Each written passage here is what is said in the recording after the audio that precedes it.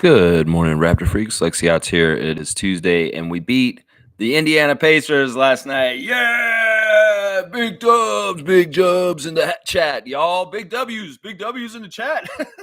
Come on, y'all. Big W's in the chat. Yes, finally. The Raptors win a game again, and it was fun. It was a fun game. It's great to see Siakam. It's great to see the Siakam versus Pirtle, which was fantastic. Those guys are really good friends. And yeah, I think Rick Carlisle realized, he needs a center with Miles Turner being out. So they went and picked up Moses Brown this morning, like right away.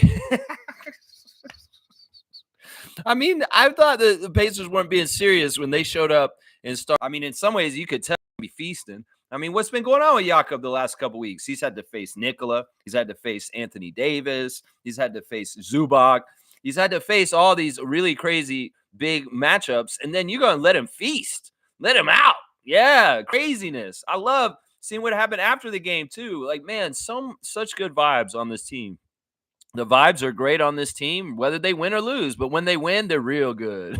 They're real good. Real good. Oh, my gosh. All right, let's get in the chat. And, yeah, we're previewing for a Capital City Go-Go game. In fact, I forgot to mention this the other day, y'all. Do y'all like Scrabble? I love Scrabble. When I was reacting to the game the other day, I forgot to mention that the Capital City Go-Go in their game on Sunday had one of the most bizarre uniforms on. They had a Scrabble board uniform on. That's right. Justin Champagny and Mohamedou Gay were running around with a Scrabble board print on their like it was different colors. It was the traditional one with the the more peachy kind of backboard. So the jerseys look real weird. They look like a weird flesh tone.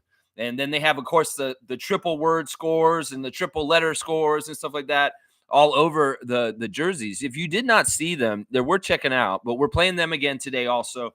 So I have a preview for the second game against Capital City Go-Go ready for you today also. Yeah, let's get into it. Raptor Freaks, let's go. We won. Awesome. So good. All right, let's see what's going on in the chat. You guys will lead me into what we're going to talk about today. Trevor J's first. Never judge people who have little to nothing, as one day you may find yourself having nothing at all. Always respect one another, no matter what. Never look down on anyone. Yeah. I mean, that's a good way to be for sure. That's a good way to be for sure, especially with people that are less fortunate than you. You shouldn't be looking down on them. And in some ways, people that have differences from you in certain ways, especially if there are differences that in some ways, that it's just the way it is. You shouldn't be, using that to be looking down on people. Honestly, it's not right. It's not right. Let's see. Trevor's saying Yak got the chain and Garrett got the king's crown. Yeah, we had a debut of something last night, a new post-game award for when we win. A crown was presented last night, and it's the Lockdown King is what it's called. It says it on the crown, and it's got the little Raptors emblem on it. It's awesome. And they gave it to Garrett Temple last night. And I think that's awesome. It signifies a lot giving it to Garrett because Garrett came first. He's a veteran. He's been in this league for so long. And like he said at the halftime interview, if he's going to preach things to these youngsters on this team as the vet on the team and hanging around and, this is how you're a pro. This is what you eat. This is how you sleep. This is how you do this. If you're going to preach that stuff, he better practice it when he shows up to play. And when he got on the court last night, he was exemplary with what you're supposed to do. The attention to detail, the doggedness, the compete, the being prepared at any given time. It's like Garrett Temple in some ways is like a break in case of emergency. That, it's like we got a fire extinguisher against a wall. And if there's a fire, knock that glass and get that extinguisher out to help. In some ways, he can help with certain things like that. And the main thing that he adds is veteran stability and know-how, and sometimes just calming down things. It's very useful when we have heavy rookie lineups out there, as far as he can be a counterbalance to our greenness and our inexperience. And the thing you got to love about what he did last night is he hit an open three, which was absolutely badass. He facilitated some transition games that were very successful. And also he got after it. He hit the floor. And that, at his age and how many years he's got in the league, getting after it and getting on the floor like that is such a good example for the young Raptors. And that's why he gets that king's crown. The king's crown. That makes me think of a dish at Sneaky D's. It's nachos. King's crown. You're making me think of Pizza Chris with King's crown. It's the lockdown king crown. And yeah, it's kind of goofy. I think that, in some ways, this is a weird way to motivate the Raptors to want to win more. Is like, you know what, guys, you get this cool crown and chain if you guys win, and you get to see who Darko's going to give it to. So I can see Grady saying like, I need to hit some shots because I want that crown on my head at some point. Oh, it's so much fun. And it's so heartwarming to see the behind the scenes open gym clips of the celebration. And of course, Darko's just so intense and he's just so good. And I love how they chanted for Yak. They were chanting Yak, Yak, Yak, Yak. It's so good.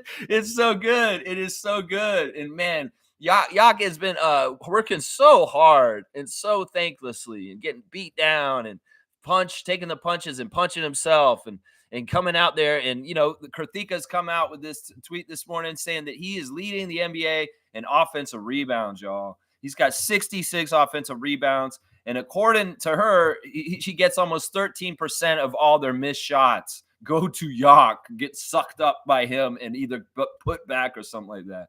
Yeah, the value of Jakob Poeltl is immense.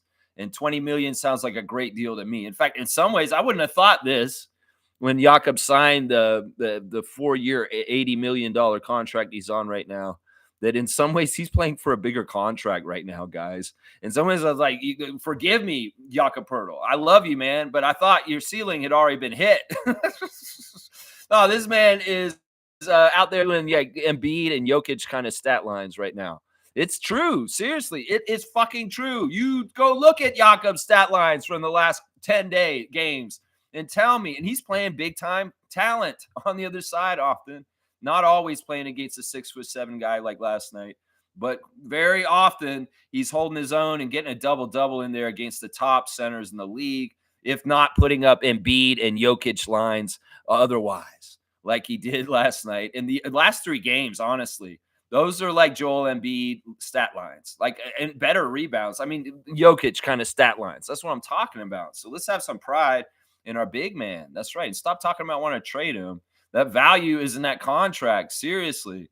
Why would you want to trade him right now? We're getting good value. Probably everybody would want to trade for him. Bobby Webster's probably like, you want Jakob? Sorry, the price has changed. Nah, this ain't happening now. This ain't happening now. This dude is going, he's such good value on his contract right now, guys.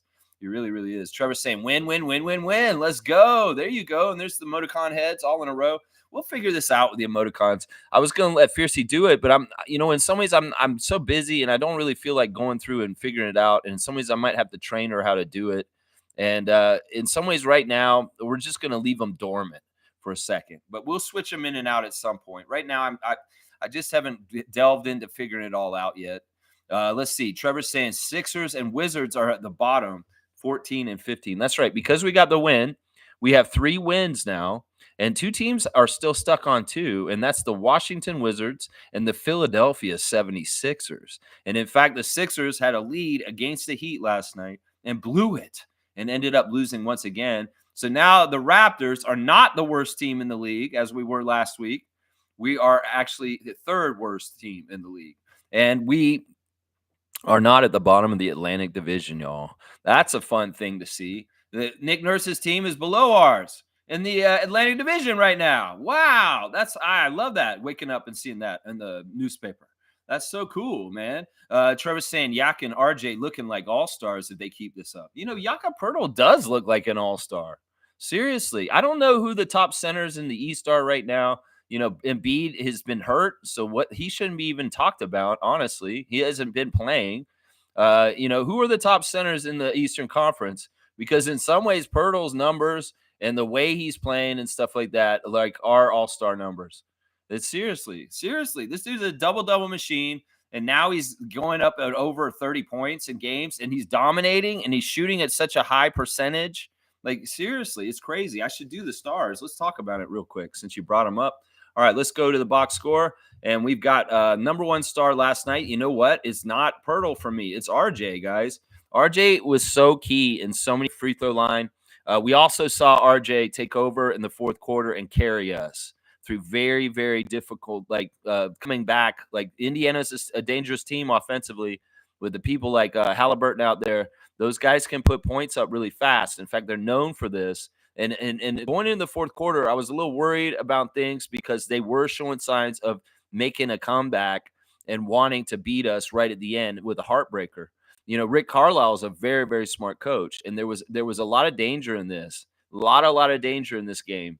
Well, RJ was our steady guy. He was the guy who proved I'm going to be the most dominant superstar out here in the end of the game and carry my team to the victory. And that's exactly what he did. He had huge points in the fourth quarter that kept the lead above the Pacers. And that's why he's my number one star of the game. They could have honestly gave the chain to Rowan Barrett Jr. Just as much as Jakob, but that's how good both of them were together. I mean, RJ got the highest point total by a Canadian on the Toronto Raptors franchise ever in our history of our 30 years. Chris Boucher used to have the record, and it was in the 30s also, but RJ has upped it up. It's 39 now as of last night. RJ's been breaking records lately. He gets his triple-double, first one of his career, and now he is the Canadian that has scored the most points ever for Toronto Raptors in a single game. I love that. 13 of 21 from the field. That's very efficient. And see, RJ's playing at all levels. He's playing at the basket, driving, of course, with his great English off the high backboard, with his crazy extension layups, his quick burst of speed right at the end of the drive to get right just past them. He's got his threes that he's bombing with ultra confidence. And they may look ugly at times, but boy, do they look right too when he's wide open and he just nails them like very confidently. And then also, he does do those Hail Mary crazy ass shots and he'll make them. In some ways, last night was RJ Barrett saying, hello, I'm the captain of Team Canada, just with SGA. I'm one of those guys. And, Nebhard, Mathurin, you guys take notice because I am one of the dudes, the big engines for that national team also, youngsters. Because last night it was Team Canada night for the Raptors game. And in some ways, they were celebrating. Too bad Nebhard was not playing because he was hurt. And Benedict, also on Team Canada, even though he wasn't available health-wise this summer. This is a big deal. In some ways, RJ has to throw that weight around and show that he's a top dog for the national team, besides all the Raptors stuff. But yeah, he was awesome, man. 4 of 8 from outside, so 50% from the three-point line. And the free throws were, a little bit of a thing, but he was funny. He made like the first 9 free throws that he got in the game, and then he missed pretty much all the rest of them afterward, which was a little nerve-wracking and annoying. And of course, it is what it is. But he shot really well from free throws for most of the game, and then they kind of fell apart near the end. But luckily, they didn't make a problem for us to win as far as things. So 9 of 12 from the free throw line from RJ. I'll take that. 9 rebounds, 5 assists, 5 turnovers, a plus 12 with 39 points and 36 minutes. Plus points per minute, 39 and 36 minutes. Man, RJ, you were awesome, man. And I keep saying this. He is doing it for his city. And when he does it in the city, in front of the city, like this for the city, it just feels so right.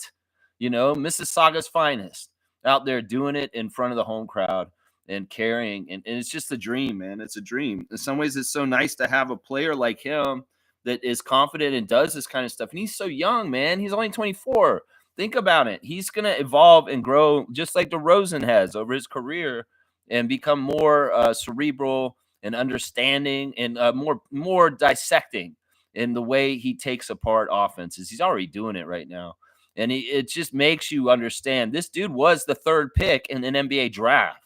There's ultra premium talent in RJ Barrett that has been there all along. And in some ways, he just was not in the right place when he was in New York. He just wasn't. Man, I love RJ so much. Last night was a big step and just like, wow. Jakob Poeltl is my 2nd star. His stat line is fantastic. 30 points, his second 30-point game in a row, a plus 18 in 38 minutes. He's been playing a lot more minutes. This is the weird thing. Jakob is playing the most minutes in his entire career right now. He has never played this many minutes per game in any year of his career. And he's taken it real well. The man's conditioning is fantastic. He seems like he's just doing really, really, really solid stuff. Because listen, look, what was he doing last night? I saw him getting after loose balls like he was a guard. Did you notice that? The ball would be going out of bounds, and Jakob's fleet footedness was getting to the ball and saving us possessions. And that is commendable. Usually the center's so lazy, especially one that's been battling and getting hit and thanklessly doing all kinds of dirty work, and nobody's really noticing or paying attention. This guy's still got time to chase after loose balls and try and get them. And oh man, that's so awesome. They asked Jakob last night after the game, "Why are you doing so well right now? What is the change right now?" And he really just said it's very simple. My teammates trust me and they're looking for me. I don't remember an era of the Raptors history where we were so big man centered as right now. In some ways, there were little bits of times where we would utilize Jonas Valanciunas in certain big man ways during the era of Lowry and DeRozan, but it was never on this scale. And it wasn't so many players looking for him like this. Like, he really is gonna get us something no matter what kind of guy.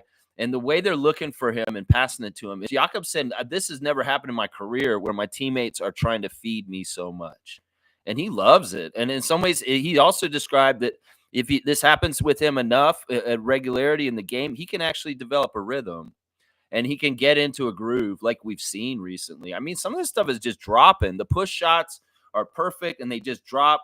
In some ways, the other players, the diversion, and he's boom, they're dropping it to him. He's causing all kinds of problems, and he's money. I mean, he was 13 of 18 last night. He only missed 5 shots out of 18, and his shooting is just money. It's like, if we really need a basket, we can work a two-man play off of Jakob with multiple different people, and he will be successful at getting us some points. Yeah, no, Jakob's on another level, and honestly, it's crazy. Like, Darko gave us some insight into how he's developed him at this late stage in his career. How did the hell did you get more out of him that Popovich couldn't do in 5 years? He said, "I keep telling him, you dunk it, you do this, you do that." He's imploring him to be more aggressive, and that reminding him of his size and his ability and what he could possibly be doing. He's like telling him, "You need to do lobs more."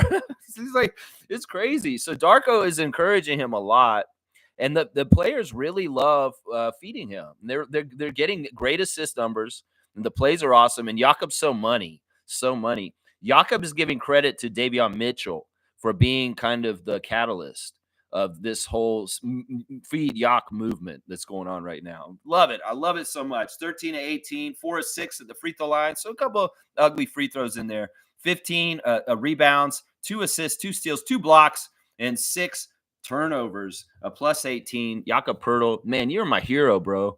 You're awesome, man. And you deserved that chain last night. You really did. My third star of the game is Davion Mitchell. I really like the stuff that Davion did last night. He was very dogged, and in some ways, he was a real pest for the guards of the Pacers.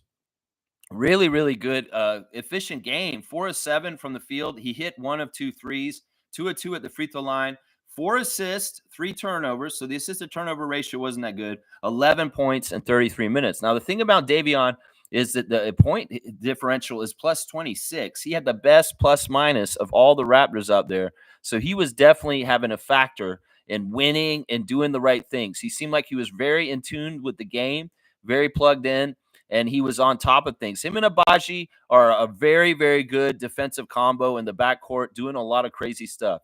Now, they kind of like, I'll get to this. I don't want to talk about it right now, but Davion Mitchell is one of my 3 stars right now. There's 5 because we won. OG is the 4th star. As I just said, Oshai is just a man. His defense is not OG, but it is Oshai. And it's in some ways just as kind of like impactful in a little bit lesser degree.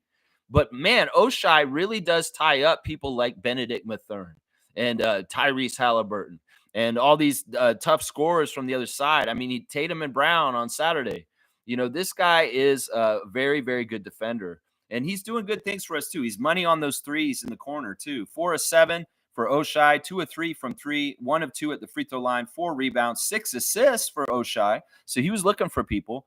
1 steal and 3 blocks too. He had some nice blocks and ones that were coming to stop transition plays for the Pacers. Like he came back with them and got them before they would lay in a nice, easy layup. Yeah, I love the stuff we're seeing from Oshai. He's one of the guys out there that's working his ass off. A lot of them are. Most of them are out there, but he is definitely at the top of the list for busting his ass. 11 points in 33 minutes, a plus 12.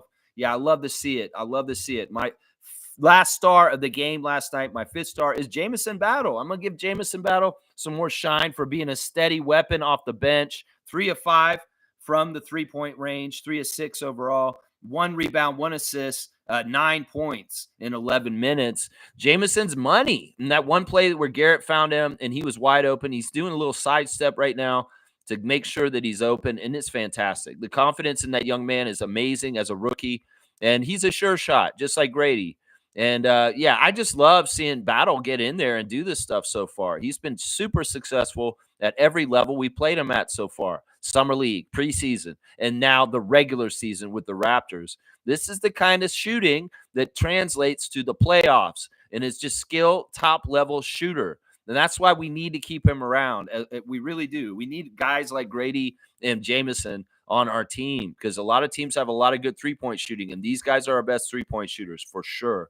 So those are my 5 stars a game. I got honorable mentions for Chris Boucher and Grady Dick also for obvious all other reasons also. But yeah, that's what my 5 stars. RJ, Pirtle, Davion, Oshai, and Jamison. Those are the 5 I saw last night. We were like, woo. And Garrett, like I said, Garrett got the King's crown. And, he was real good too. We'll go over the whole rest of them next. Kaz is here. Good morning, Raptor Free Crew. Good morning to you, Kaz, on the road. Good to see you. Kareem saying, nah, yo, I need Scotty and IQ to come back. We really need to reevaluate what we got going on here. My eyes are seeing something way different than the wins and the losses. All our players are peaking. Jaquil Poe-Neal. That's pretty funny. I mean, in a situation like last night, like Miles Turner, Hunter S. Thompson, and kind of just chilling on the side. Lego Maniac, you're out, bro. What was up with that? Miles to scratch it late. I was like, oh man, Jakob's really going to feast now in this situation. When I saw that happening, I was like, okay, are you sure you want to do this, Rick Colorado? And he's like, well, he did. It's weird. The Pacers are weird. Halliburton's broken, man. That dude ain't right. In some ways, he could have helped them a lot last night if he had just been making his shot. But this dude's not. He's not all that, man. And Pascal, yeah, you are, man. It's so fun to watch Siakam. It's so fun to see him do like his little shot, like he did a little fadeaway on the baseline where it was all net and it was right over Jakob's arms. Man, Siakam is still that dude. And in transition, coming at the basket, he's a really good finisher. Yeah, it's fun to watch Siakam. I miss the guy, and in some ways, he did a lot of good work for us. And I still wish the Pacers well. It seems like they're in a bad place right now, though. I mean, it was the second night of a back-to-back, and they were missing their starting center suddenly before the game. But, man, and yeah, it is what it is. I mean, I'm just glad we got the win. How about that? Yeah, it's awesome to see what's going on right now. Kaz is saying Temple showed all the haters why he's our vet. That's right. That's right. He's an example, guys. He's an example. All right, we'll go through and do the rest of the Raptors real quick. Grady Dick, 4 of 9 from the field, 3 of 6 from 3. He kind of came back a little bit. The Pacers weren't on him as badly. And, he was able to get free and get some of his offense going. In some ways, Grady's got to recalibrate how he's going to take his shots and where we're going to find him. We do need to find him more. This is something that coaches said, that the guys need to concentrate on finding Grady in those kind of positions where he can score better. And, they're going to look for him. 4 of 4 at the free throw line, 4 rebounds, 3 assists, 4 turnovers, a plus 18 with 15 points. It's solid. But we know what Grady's capable of at this point. And a 15-point game, to me, is not going to get him a star with me. Although his game was very ethical and very efficient, and it wasn't high volume, missing a lot. He was 4 for 9. So, I thought Grady was very controlled and played within the game, and he wasn't trying to force himself, and he got 15 points. So that's fantastic. Chris Boucher was amazing with those 3-point blocks. It's like the Pacers didn't learn something, about Chris Boucher being able to block. First, he gets Johnny Furpey, which was funny. It was kind of interesting to see Grady playing against Johnny, the Rock Chalk Jayhawk matchup there. Very, very kind of interesting matchup. But Chris Boucher blocking Johnny on the 3-point shot. You say, "Hello, welcome to the NBA. My arms are very long, and they can do this." And then, as if the Pacers didn't realize something, Obi Toppin got blocked right immediately afterwards. A three, also. Chris Boucher blocking threes is just so fun. It's just so fun.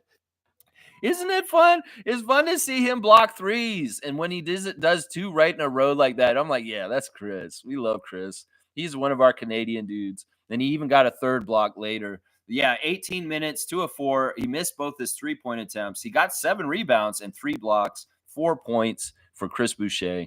Yeah, it's just fun, man. Those blocks were awesome. I love them so much. Mobo came in and he played pretty good. He had good energy. He had 3 offensive rebounds, which were great. He had 4 points. This is like he's a dump off. Him and RJ are working together. He gets the ball dumped off. And I like this is the thing. Jonathan's not totally clean with finishing near the around the basket. He is getting physicality, but he's strong enough to hold the ball and still dunk it in. And that's awesome because, rookies in his position with the amount of time that they have don't usually get those balls to convert. They fumble them or they turn into a turnover or the veteran wiliness around them gets the ball away from them somehow, some way. But Jonathan's been real money with his hands. Like Jakob, he has pretty good hands and he makes sure he gets that ball in tight places down near the basket and he elevates the right way so that he can dunk it with 2 hands and throw it down. That's really good fundamental stuff. And that's not as easy as everybody thinks, especially when there's really strong opposing players standing by, slapping and grabbing and holding you to be able to jump up and do that. So commend Jonathan Mobo on that. And he had some nice plays where Scotty got up out of his seat because of his best friend doing some amazing dunks and stuff like that. I love it. Jonathan 2 for 3, 3 offensive rebounds, 1 assist, minus 11 and 4 points in 13 minutes. Yeah, the bench at times showed their greenness, and the rookie mistakes were a problem at different times. It was kind of that time around the end of the first and the second. And then, of course, late in the game in the fourth, there was a period of time where Shed was causing a lot of problems. And Shed really annoyed me at times last night. He was making rookie mistakes. Shed is very ahead. He's very cerebral. He understands this game very well. He's a baller. I love the way he's been scoring lately. There's been some really good spinny shots and really smart floaters and measured shots and taking them with distance away from any defenders. Really, really good choices there. But the choices on passing have not been that great by Shed recently. He's half-assing passes, and we're getting turnovers because of this. And it's annoying me, Shed. You've got to do better about where you're looking to pass and stuff. And there was a period of time near late in the game where TJ McConnell and Tyrese Halliburton were becoming menaces with stealing the ball constantly from us. And that was when Rick Carlisle and the Pacers were trying to come back and win the game at the beginning of the fourth quarter. And Shed's inexperience really shone around those areas because he was getting his pocket picked. And these guys were feasting on him as vets that were very wily with different tricks. So, yeah, I was annoyed with Shed on that, but this is all in good time. He's going to be fine. It's just green. He's just green. And in some ways, he had to learn, well, these vets in this league are going to be like this. And, watch out for these passing lanes and stop half-ass passing. Seriously, if you're going to zip a ball to somebody, you better give it some zip and not lag it so that somebody can jump and grab it before it gets to the intended target. That has been a big problem for the Raptors in their turnovers recently. 2 of 5 for Shed, 0 of 2 from 3, 0 of 2 at the free throw line. Also, the free throws were really bad for him last night. 2 assists with 3 turnovers, a minus 15, 4 points. Not one of the better performances for Shed last night. Not one of them. Garrett Temple, 11 minutes, 1 of 2, 1 for 1 at 3 rebounds, 3 assists, 2 steals, 1 block, and 3 points, a +9 in 11 minutes. Yeah, he was just contributing in all aspects, stat stuffing, getting a block, getting 2 steals, 3 assists, 3 blocks, and 3 points, hitting a 3-pointer. Yeah, you go, Garrett Temple, getting the lockdown king of the game. In some ways, Garrett did play very good defense in that little brief time too. He was very much in the flow of the game. And I love how he was just plugged in like that and seamlessly. He fits in with the energy and what we're doing as a team, even if he hasn't played in like many, many games. That's a very good luxury to have. And he really proves that he is, like the commenter said, why he's our vet. That's right. There you go, Kaz. I love it, man. Love looking at the stat sheets with you guys after the game, especially when it's a win. Let's see what's Kareem saying here next on the next comment. I jumped ahead. Please bear with me. I love to see so many. Oh, you guys filled up the net. All right, this is good. We got lots to talk about today. Garrett Temple has averaged 17 minutes per game during his 15 years. He got fresh legs despite his age. Laugh out loud. You can be sitting and not taking care of yourself and not ready to go. That's a problem. So I have a lot of respect for guys who don't play very often, but they're absolutely ready all the time. This is a role that's always been in the NBA. There's going to be 12th men that just don't get in many games, but you know what? That was their job. That's what they took pride in. Is that I'm physically at my top. When the coach calls my number, I will be in there ready to go. It's not easy because in some ways it's kind of like you're waiting around. It's like you're waiting for a bus all of a sudden. And maybe you light that smoke and then all of a sudden the bus is there and you got to put it out. You got to be ready. You got to be ready for when your time is going to come and when your number is going to be called. And there's a lot of work in that in being a professional that is unsung. Let's just put it that way. Unsung. Let's put it that way. That's the right word. Nako saying RJ and Yak were insane in the membrane. These guys were going off, man. RJ, even Jakob gets fired up on some of these plays last night where he's just like yelling and like, I love it, man. In some ways, he's coming out of his shell. And, it looked like the vibes in the locker room when Jakob got the chain, he looked really, really touched. I mean, honestly, these dudes obviously really like Yak and what he's doing for them, the way they were like chanting for him at the end of the night. Y'all saw Scotty's fit. This is so hilarious. There's some fan, a Raptors fan on Twitter commented on Scotty's Twitter. He said, why don't you do a Bruce Brown fit next time? And he's like, for sure. And he did. So this is fan requested fit that Scotty wore last night with the cowboy hat. And he's the white hat with the good guy. And Bruce was wearing the black hat, the bad guy. But yeah, it's kind of interesting. Of course, cue the Brokeback Mountain comments and bullshit. This is going to be all over social media. But yeah, very cool to see Scott show that. Maybe this is going to become a thing where the Raptors fans will write in comments on Scotty's social media on his Twitter and request looks, and Scotty will oblige. We'll have to see. It's pretty funny. It's kind of cool to have that kind of cowboy motif last night in some ways. I think Pascal thought that look was pretty cool when they were hobnobbing before the game. Scotty runs over and hugs Siakam, one of his favorite people. And Siakam's looking at him. He's like, yeah. I mean, it's cool. Look at what you've done, Bruce Brown. Of course, we know down south in Florida, there's a lot of country boys. And Scotty has listened to country music on his Twitch with us. So it's like it's not an unknown world to him. He loved to go to country music concerts. I know that, too, from things he said on his Twitter. I'm on his Twitch. Sorry. And yeah, it's crazy. W's. That's right. W's. That's right. Smooth saying, impressive win. Jakob took advantage of the Pacers' lack of size. Both their centers are out with Achilles tears. Turner didn't play. I was shocked. In the morning, in the preview yesterday, Turner was not on the injury list, and then he was not available that night. So, yeah, it is what it is. They went and got Moses Brown this morning right away to have a center on their team. Of course, we know Moses Brown. Yeah, Kareem saying all the people who's saying they lack spacing because of Yak. Why don't you ask RJ? I mean, seriously, I don't know. Like, I don't know. Everybody's teams don't have to play the same. It's like just because you see the Warriors do something, just because you see the Lakers do something or the Knicks do something, doesn't mean the Raptors have to copycat them.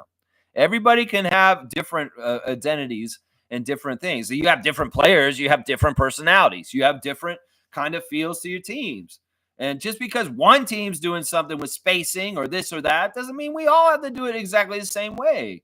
I think that's the folly of some of the armchair quarterbacking by fans that want to help and tell the team how they can be better. In some ways, we can be our identity. And in some ways, Darko has his philosophies and our players are learning them. And in some ways, they will do what they do with what they do out there. And that's all it is. Fans that are trying to help and saying, oh, if we got rid of Yak, the spacing would be better. Maybe that's not even a fucking problem. Maybe that's not even a problem. I mean, seriously. Jeez. Nako saying RJ's passes were nice. Yeah, that point guard from Duke. We might have to start calling him the point guard. Emmanuel, when you come back, you're playing small forward now. RJ is now the point guard of the Raptors. I thought we drafted point guards this year, and we got Davion Mitchell for Jalen McDaniels. Wait, what? What? Wait, what? Now we got RJ as our point guard too. Wait, Scotty's a point guard. Oh my gosh, this team is pointless. Once again, I had that term before. It's like there's no point to this team, is there? No, the point is to lose and get a high draft pick? No, it's to develop, man. No, there's no point because there's no point guard. Everybody's the point guard now. Jakob's a point guard. Kelly Olynyk's a point guard. Jamal Shed, sure, of course, he's a point guard. Scotty Barnes a point guard. RJ Barrett's a point guard. There's pointless because there's so many point guards. They're all points. They're all equal. They're points. They're just points. They're points of stars. Stars on the floor. That's what it is right now. RJ point guard. RJ PG. RJ PG. RJ PG. RPG. Cool Cat saying, good morning, Raptor Free Crew. I told you guys would win this game. That's right. She went down there to make sure. That's right. Coach Cool Cat showed up and she started yelling plays at Siakam, and then she's confusing him, and then Raptors win. See at Raptors Live, they play with force, physical. They play FIBA style game. Pacers are depleted, terrible, and Hallie does not exist. Yeah, I was shocked at how ineffective Tyrese Halliburton is right now. Just really shocked. Their team is very weird too right now. It seemed like they don't have it's weird. They're kind of like us a couple years ago with no bigs. Well, they're hurt, and it doesn't really seem like they have true point guards either because Tyrese is supposed to be the point guard, right? But he's not really. It's tough. I mean, I know he was one of the leaders in assists last year, but what is going on with him? He just doesn't seem like he's right. That's very cool to see them up close. Say, Cool Cat, and see just how we get after it. Just how we're expending our energy in person. Go to the arena and watch them, and you'll see. That's right. This weird time in Raptors season because a lot of people are going to be like, they are losing. I'm not going to go. But, man, you could go to a game like last night on Monday night and see a great, awesome gem of a game, too, in the middle of a bad season. I'm telling you, you don't know when, Raptors fans. Don't stop going to games. Go to the games and keep going because you never know when you might be there for a gem of a game like last night, like Cool Cat was at. That's right. That's right. So they're playing some FIBA style. Well, coach is Serbian. The coach is Serbian. G saying space can be created with an anchor in the paint. Everyone running to the three-point line isn't always practical. Yeah, like I said, there's different ways to crack an egg. You don't need to all be uniform. Do we want to just conform, and just everybody's the same? We'll all live in little dumb houses, all in no trees in Ontario with their commercial and say, this is the Ontario we want. We're going to mine everything, and then we're going to build houses that all look the same on a street. That's not what we want. We want individuality.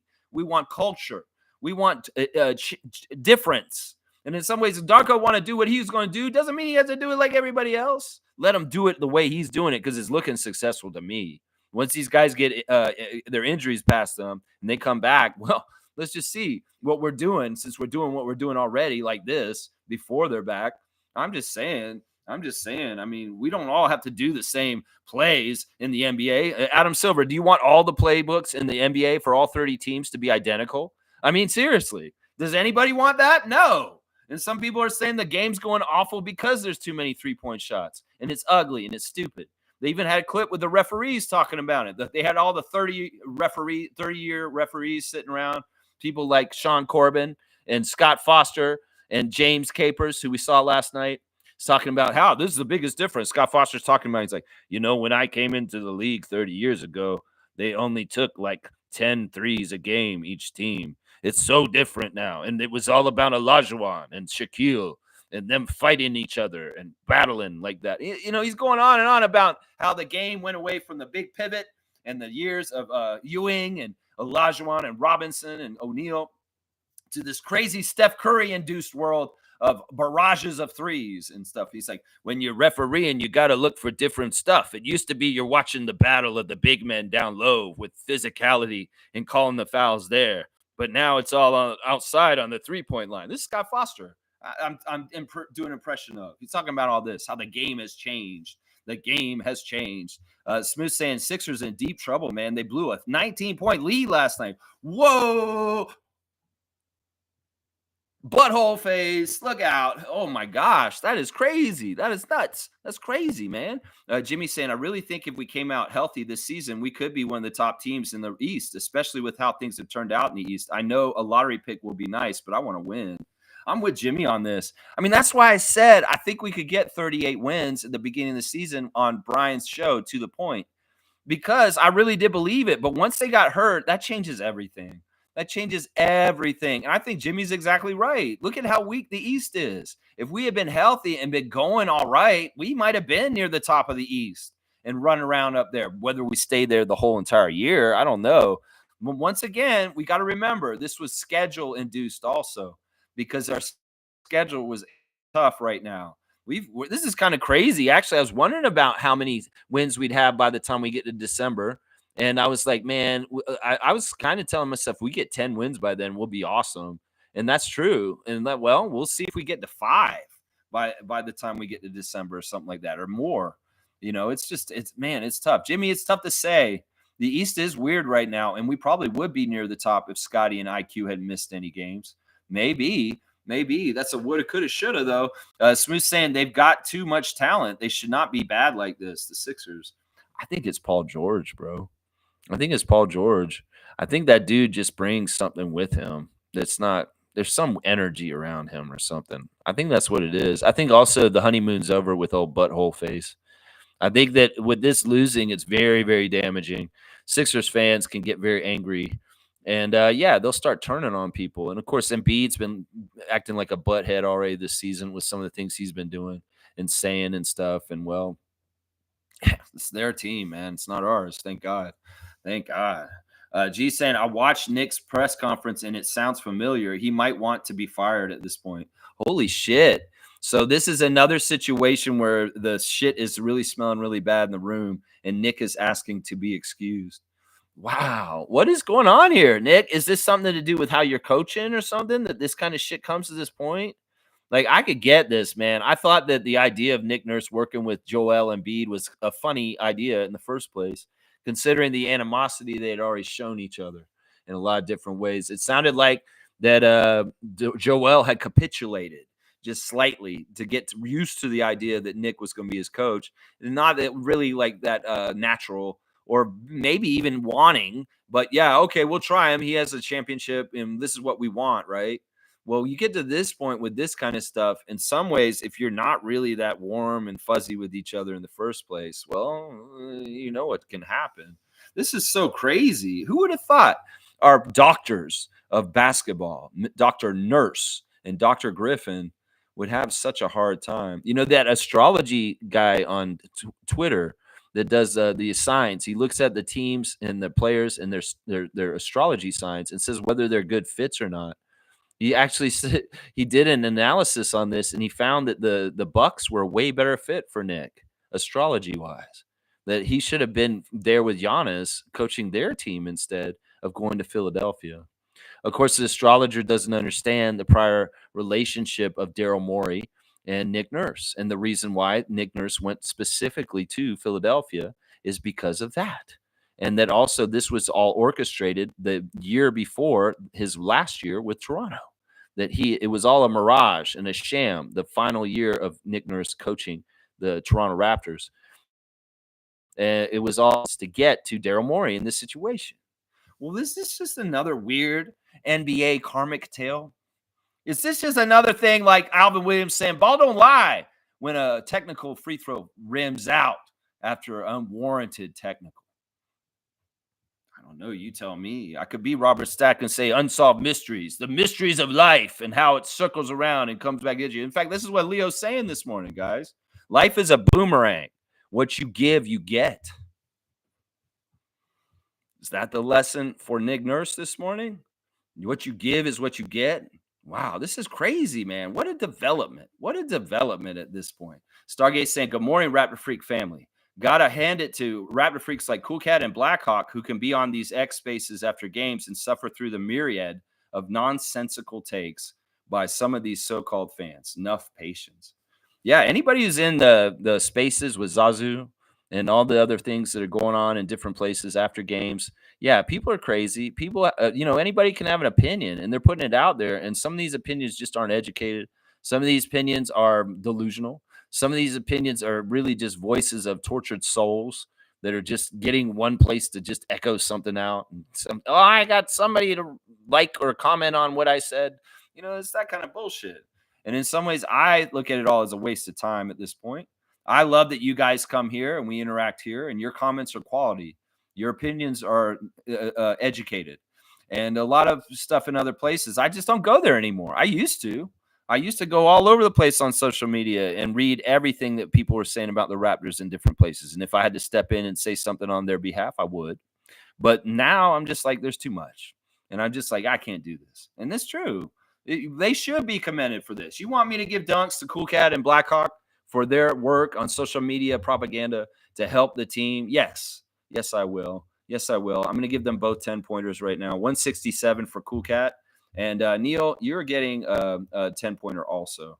Neil's been fantastic, Raptor Freak recently, giving money to Monique to help her get her wheelchair and fighting the good fight on X, apparently. Yeah, that's fantastic, man. All right, let's see. Brian saying, "What's up, Freak Nation? Glad to see the Raps get a win. RJ, Jakob, and Dick combining for 74 points. Yeah, unfortunately, 14 turnovers in the second half, but a win is a win." Those turnovers late really were the intensity ratcheted up by the Pacers defense and the knowledge of wily guys. Like I said, TJ McConnell is a weird player. A lot of people like watching TJ, and it was cool. There was like an admirable respect between players. Like when TJ hit Shed and kind of with the foul, he came up to him and said, "I didn't mean anything by that." And Shed was like, "No, it's all good, man. It's all good." You can tell there's a respect there. TJ's a competitor and he's a feisty player, and he gets so much. But yeah, there was a time in there where he was a direct cause of a lot of the turnovers. Him and Halliburton. Halliburton plays the passing lane so well.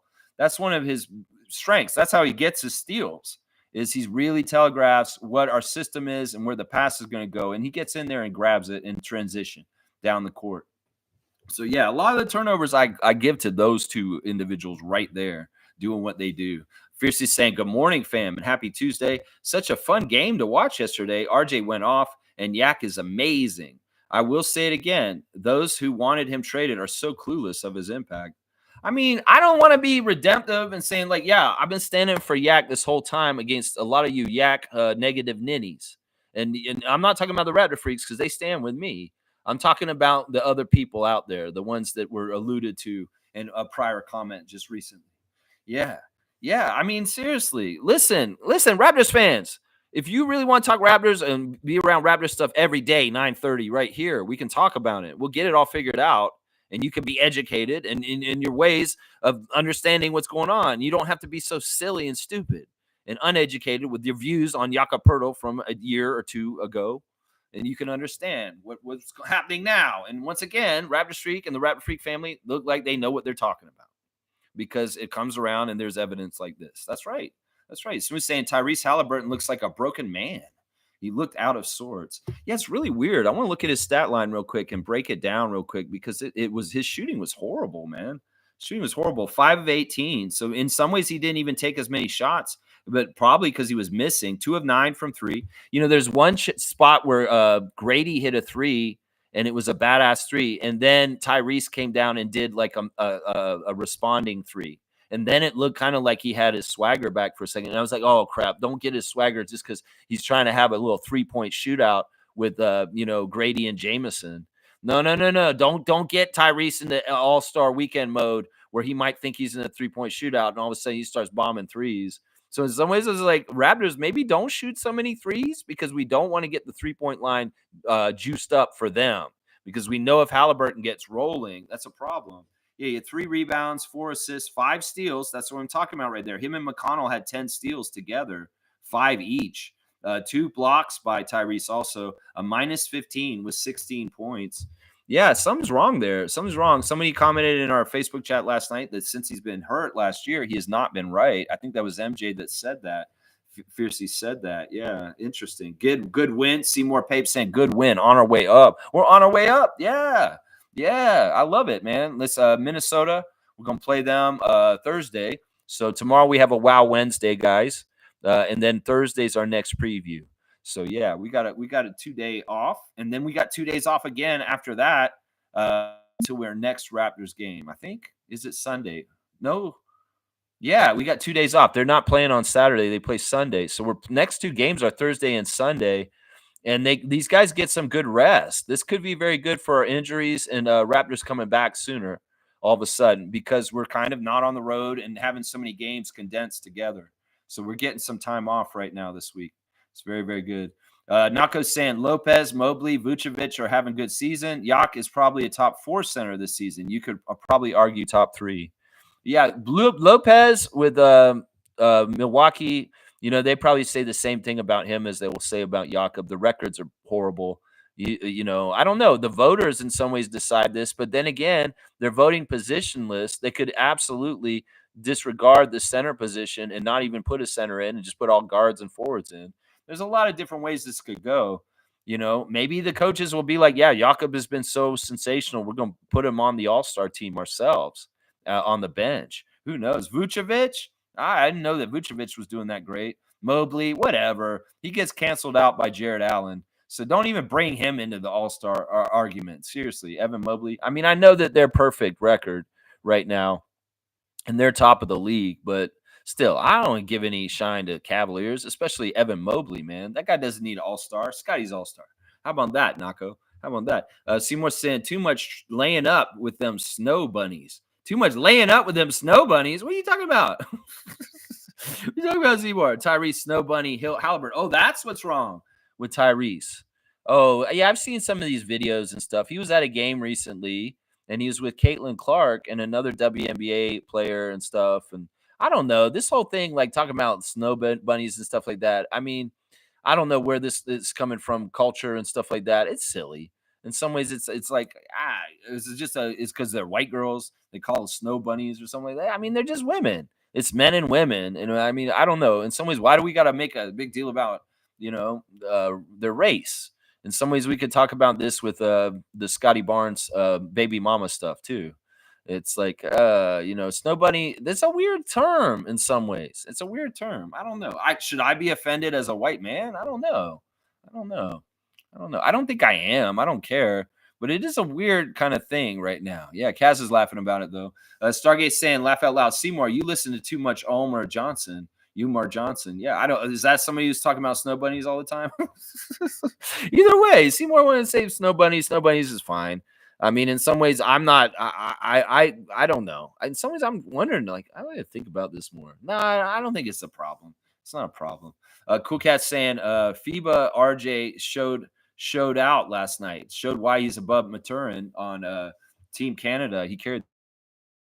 Yeah, yeah. Yeah, that's what I was saying earlier. That like in some ways there's a show of dominance and show it like these are guys on the team and he has to practice with them and they know him. I mean, if Andrew Nebhart had been playing, he probably would have competed pretty hard to try and like show up against RJ. So and there's also the ties of Siakam versus Pirtle and Siakam against our whole team. Chris Boucher, of course, very tight with him also. And then RJ versus Siakam is an interesting matchup also. The past and the present. There's a lot of cool stuff in the game last night. Yeah, he carried the team. Totally. RJ carried our team last night to the victory. And I like seeing that. That's something I want to see more out of the barbecue guys. And Grady, too. Grady could become a guy who carries our team late in games also. And it's nice to have a diversity of it. But RJ's a very dominant one at doing it. He's very dominant at it. Kareem saying Tyrese Halliburton lied to y'all. He played well in the most critical months of the year, which led him to FIBA All-Star and Olympics. He played a solid 4 months, and Pacers backed up the Brinks truck. I mean, I do wonder about that sometimes. You can think about Jeremy Lin and that crazy, amazing stretch he had with New York. Sometimes people anoint people too quickly to be what they think they're going to be, and I think that it's false. Like Ben Simmons is another good example. I don't think that it's this way with Halliburton exactly.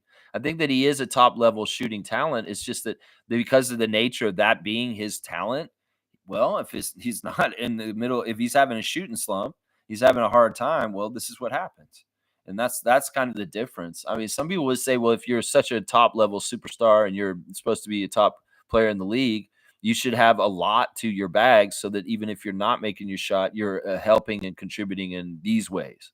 And maybe that's, I mean, he did get a lot of steals last night, and there were some things he was doing defensively that were very top level. Then maybe he passes more and gets guys good shots off of him sometimes too. I don't know. It's a weird situation. You think he conned everybody? Seymour saying the doctor with no office. The doctor with no office. Uh-oh. Naga saying fucking Omar Johnson. Yeah, I don't even know who that is. In some ways, I'm going to stay under my rock. It sounds like a pundit, and he sounds crazy. Naka's laughing about it. Fiercely saying, I love how RJ checks reporters with class, constantly asking stupid questions, shaking my head. Yeah, they asked him about Jakob last night. They said, what has Jakob been doing to change things? They're also very pointed and negative and stupid, some of the ways they ask questions, but our guys are above it. Darko's a positive dude. He turns their bullshit into sunshine. And then Jakob is just kind of oblivious and humble. He's like, okay, yeah, you want to put it that way. That's fine. But I'm just going to be matter of fact and tell you how I see it. That's kind of how he deals with it. But RJ is kind of like, yeah, have you been watching him play? He's like, have you been watching him play? Hello, are you stupid? It's like, have you been watching Yak play? Is basically what RJ said to the guy when he asked him about Jakob and how he's gotten better. He's like, have you been watching him playing? Okay, then. Well, shut up. You understand. There, write your article. He didn't say shut up to him. But it's kind of like that energy. Seriously, it's hilarious. Kareem saying Philly went through a doctor, a nurse. I guess they might need a fluid specialist in Curry at this point. This is what Kareem has been. All right, he has good ones, but this is his best one in like 6 months. Seriously, this is so good. This is so good. He's like, Philadelphia went through a doctor, Doc Rivers, a nurse, Nick Nurse. They haven't gone through him yet. I guess they might need the fluid specialist, the hydro physician, Eric Curry at this point. No, man, this is a 20-pointer. This is so good. This is so well crafted. And just, man, on point, man. Holy crap, Kareem Thomas. That's like the equivalent of like Shaq raking the rim kind of dunk right there. It's like, is this New Jersey all of a sudden, Shaq 1990, and you just wrecked the apparatus, Kareem Thomas? Oh my God, man. We got to time out, man, and fix the hoop real quick because he just broke it. Damn. Stargate saying RJ just needs to ease a bit with the hero ball at the end of games and really, really needs to work on his free throws. He cleans that up, and he's a perennial all-star. I like the hero ball. I have no problem with him calling his number and going in there like that because the percentage of success is very high. And, you're right. The free throws are still a work in progress, but he's really working hard on this. In some ways, I worry about guys just not giving a shit about trying to improve their free throws because they kind of seem too casual about it and they just continue to do the same shit over and over again. That's not the case with RJ. You can see him in real time when he misses the free throws, just how pissed off and disappointed he is with himself. And he really is working very, very hard. And in some ways, the way he made most of the free throws throughout most of the game really shows his dedication to trying to get this right. So, yeah, he's working on this, man. And honestly, listen, I know maybe there'll be times where he'll force it. And it's like, okay, maybe he should have kicked it out from drawing and kicking. But, last night where his opportunities were awesome, and he absolutely was beating them. He beat them consistently throughout the whole game. Like, seriously, he was beating them to the rim and the backboard and laying that stuff in. The other thing that's really cool about RJ is he's smart about, them trying to block it. So he doesn't loft it up in the air where they can block it. He puts it on the backboard, which is really smart because, that's how we're getting goaltending calls. Because as soon as the ball touches the backboard, if the defender hits it in any kind of way, that's goaltending because the ball has to have ability to try and find the rim off the backboard. So he's really smart. If you think about how he brings it so forcefully and he brings it to the backboard, as soon as they touch it, if they knock it out, that's a goaltend. And we've seen those kind of plays in recent games. So, man, I in some ways, I'm okay with him doing a hero ball because he's a proven hero that we can count on. That I don't like hero ball when it's kind of like this guy's 50-50 on hero ball. This guy's like 75% going to be successful getting us points if he's coming down there. He's not going to be perfect. He will have times where he fucks up and we'll be like, oh, damn, hero ball. But most of the time, like last night, how many trips did he call his number last night? in the fourth quarter, and how many times did he score on those trips? That's what I'm talking about right there. That's where you get the license to be a hero. Cool Cat saying a hometown Raptors guy, RJ, is playing with pride and putting his team on his shoulders. I love to see it. That must have been such a fun game for Cool Cat. She gets to see Siakam visit. She gets to see her beloved. And then also the love for our FIBA team that Cool Cat has also for our Team Canada. She gets a double time and have that time with RJ also. Fantastic stuff. I love hearing it. I love hearing it. Thank you, Cool Cat. And thank you to super fan Monique Lawrence for going down the arena last night, bringing the W's, bringing the vibes to get the W's. Yeah, you ladies are awesome, and you're a big part of helping the Raptor Freak family's presence be felt in the arena last night. Seymour saying at Kareem, dunk. Yeah, we got a dunk for him. He got a 20-pointer for that one. That was good, man.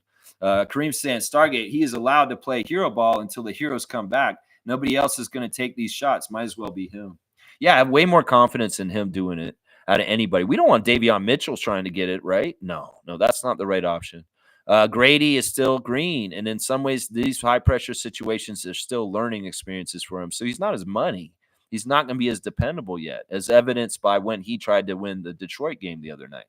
So in some ways, RJ has the body of work already from Team Canada and New York before us that he is at that level in his career at 24 to be able to try and do this. Just come back and talk to me about Grady next year, maybe, or maybe even later this season. He has developed at an accelerated rate. And it could very well be that Grady's going to be getting those plays soon too, and carrying in a hero way also. Yeah. Trevor's saying they already saying RJ is going to be better than Zion Williamson. That's a contest that RJ doesn't really want. Of course, he loves Zion. He's one of his best friends. And, in some ways, he wants the best for Zion also. Zion can't stay off the injury list, though. That's the sad thing. Stargate saying at Seymour and at school, he's been trying to opening for 14 years. I see you watch Lennon Hoot Honor also. Okay, you guys are talking about that guy you guys mentioned earlier. Yeah, I don't know these people. I don't know them. Seymour saying RJ should be getting free food at this point. Randy's, Sunrise, Twice as Nice restaurants. I'm sure that RJ does get some comp meals from different places for sure. I'm sure he does. Cream saying RJ is better than Zion 2 years ago. Availability is the best ability. There you go. That's a dunk right there, but you just got a 20. So Cool Cat saying Jakob is playing with aggression and he gets to his spots regardless. FIBA style play suits him very well. He reminds me of the big man era of the past. I love to see it. Yeah, I'm just trying to think. Like, it's not like Tabak and Oliver Miller and those guys were doing that kind of stuff for the expansion Raptors. No, it was very Damon Stoudemire focused, and we had a lot of centers there. I mean, Vince era, nobody was doing it. It was Vince. Bosch is not a center. We can't count him as doing what he did as a center. And it's so focal like this until now, Pirtle, right now. And it's kind of cool. It's refreshing. In some ways, fans of the big man game, well, you're getting your just desserts with watching Jakob Poeltl play for the Raptors right now. I know that Leo Routen's probably just loving it. He's like, yeah, I love the big man game. I kind of miss the big man game being more focal in the NBA. Well, we're getting it right now, Raptors fans, from a big Austrian guy named Jakob.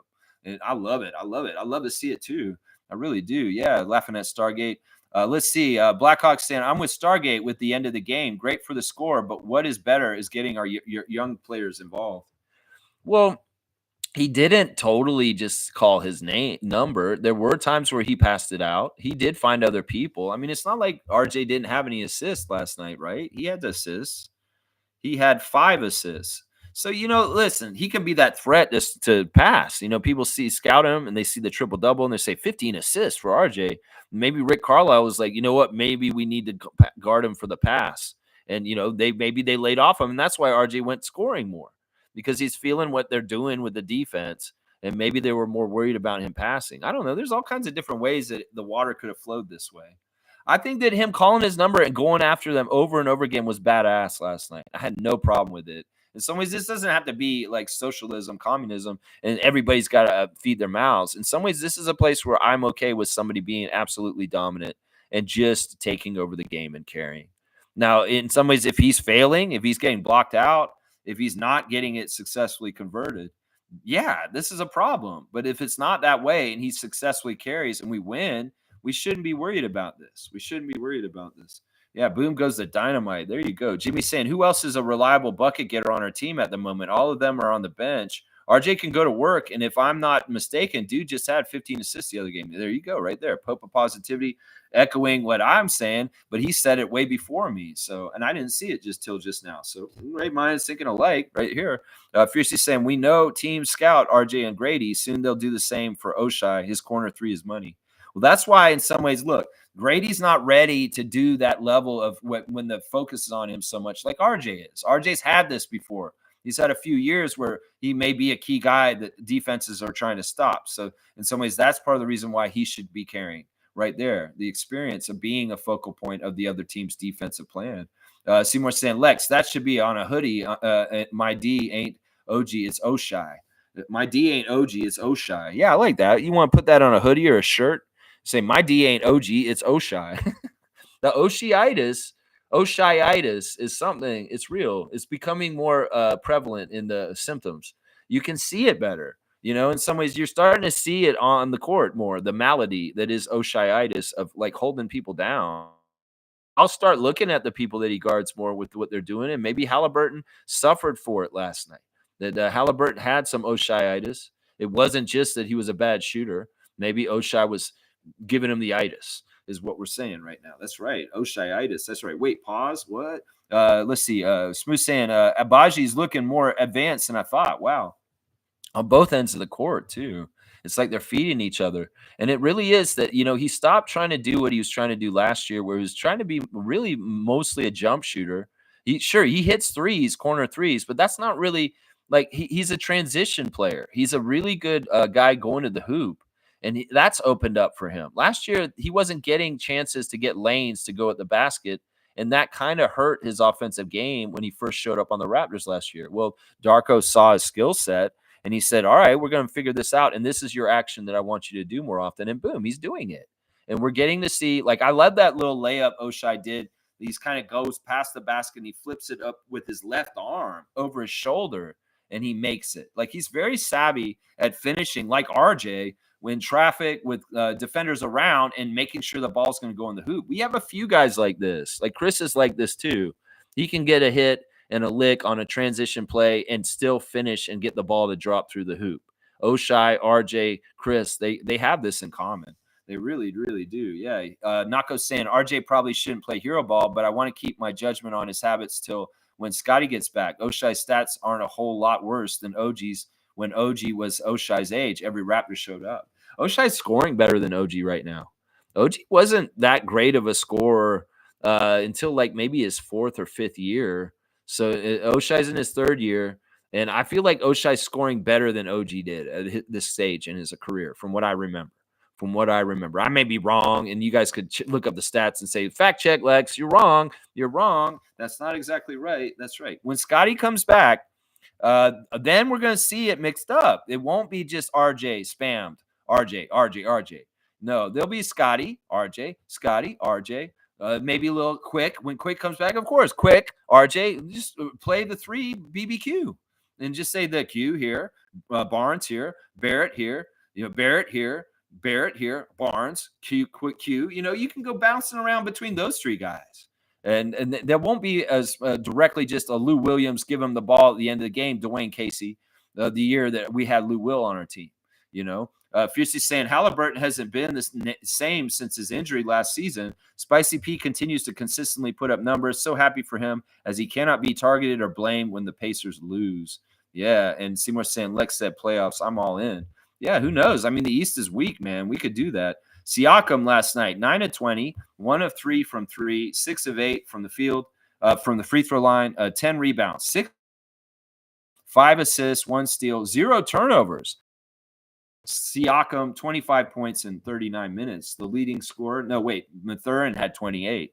Actually, Mathurin had a really good stat line, 10 of 16, 4 of 6 from 3, 5 rebounds, 2 assists, 1 steal, 1 block, 4 turnovers for Benedict.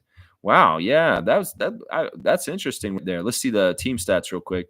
The Raptors shot a scorching almost 59%. Wow, 59%. The Pacers got way more shot attempts than us. They got like 17 more shot attempts than us, but we shot so well. And a lot of that is Jakob. We did a really good job, 58.5%. We got 14 threes on 48% shooting. We were scorching. We were hitting our shots last night. We went to the free throw line 8 more times than them, and we hit 71% of them, 8 missed free throws. But it did matter. We won by 11. We out-rebounded them 46-32. We had 27 assists, 9 blocks for the Raptors last night. That's a lot of blocks for us. They had 17 steals on the other side. That's a lot of steals for them. 23 turnovers. That's too many. We doubled them up on turnovers. Let's see. Points in the paint, we won 66-52. Yeah, interesting stuff with the box score there. Yeah, we shot so well last night. We had our best shooting night of the whole entire season last night, for sure. For sure. For sure. Yeah.